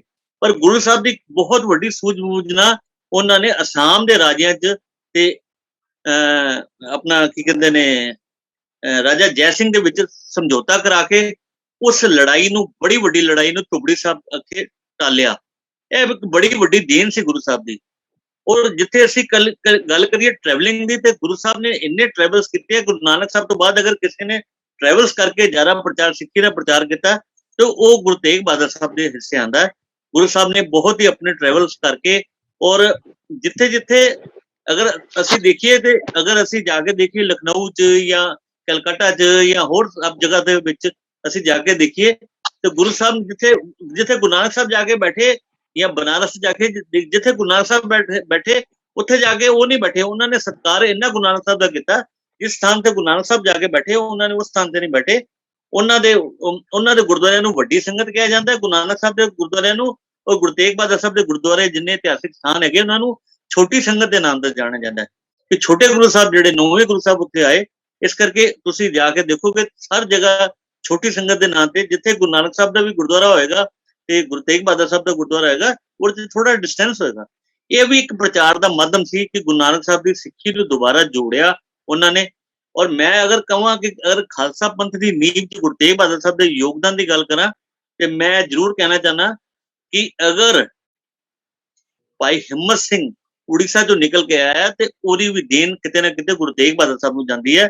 ਜੇ ਭਾਈ ਸਾਹਿਬ ਸਿੰਘ ਗੁਜਰਾਤ ਤੋਂ ਆਇਆ ਤੇ ਉਹ ਉਹਨਾਂ ਦੇ ਟਰੈਵਲਸ ਦਾ ਨਤੀਜਾ ਸੀ ਗੁਰੂ ਸਾਹਿਬ ਦੀ। ਉਹਨਾਂ ਨੇ ਉਸ ਜਿਹੜੀ ਗੁਰੂ ਨਾਨਕ ਸਾਹਿਬ ਤੋਂ ਬਾਅਦ ਬੇਅੰਤ ਪੰਡਿਤ ਜਿਹਨੂੰ ਗੁਰੂ ਹਰਗੋਬਿੰਦ ਸਾਹਿਬ ਜੀ ਨੇ ਜੋੜਿਆ, ਉਸ ਤੋਂ ਬਾਅਦ ਉਹਨੂੰ ਜੋ ਬਹੁਤ ਅੱਛਾ ਉਹਨੂੰ ਮੇਨਟੇਨ ਕੀਤਾ, ਉਹ ਗੁਰੂ ਤੇਗ ਬਹਾਦਰ ਸਾਹਿਬ ਦੀ ਬੜੀ ਵੱਡੀ ਦੇਣ ਹੈਗੀ ਸੀ। ਉਹ ਖਾਲਸਾ ਪੰਥ ਦੀ ਜਿਹੜੀ ਸਥਿਰਤਾ ਹੈ, ਉਹ ਇਹ ਦੇਸ਼ ਦੇ ਕੋਨੇ-ਕੋਨੇ ਤੋਂ, ਇਸ ਸਬ ਕੰਟੀਨੈਂਟ ਦੇ ਕੋਨੇ-ਕੋਨੇ ਤੋਂ ਬੰਦੇ ਆਏ। ਇਹਦੇ ਵਿੱਚ ਬਹੁਤ ਵੱਡਾ ਯੋਗਦਾਨ ਗੁਰੂ ਤੇਗ ਬਹਾਦਰ ਸਾਹਿਬ ਦਾ ਹੈ। ਜ਼ਿਆਦਾ ਸਮੇਂ ਨਹੀਂ ਹੈ, ਮੈਂ ਮਾਫੀ ਚਾਹਾਂਗਾ।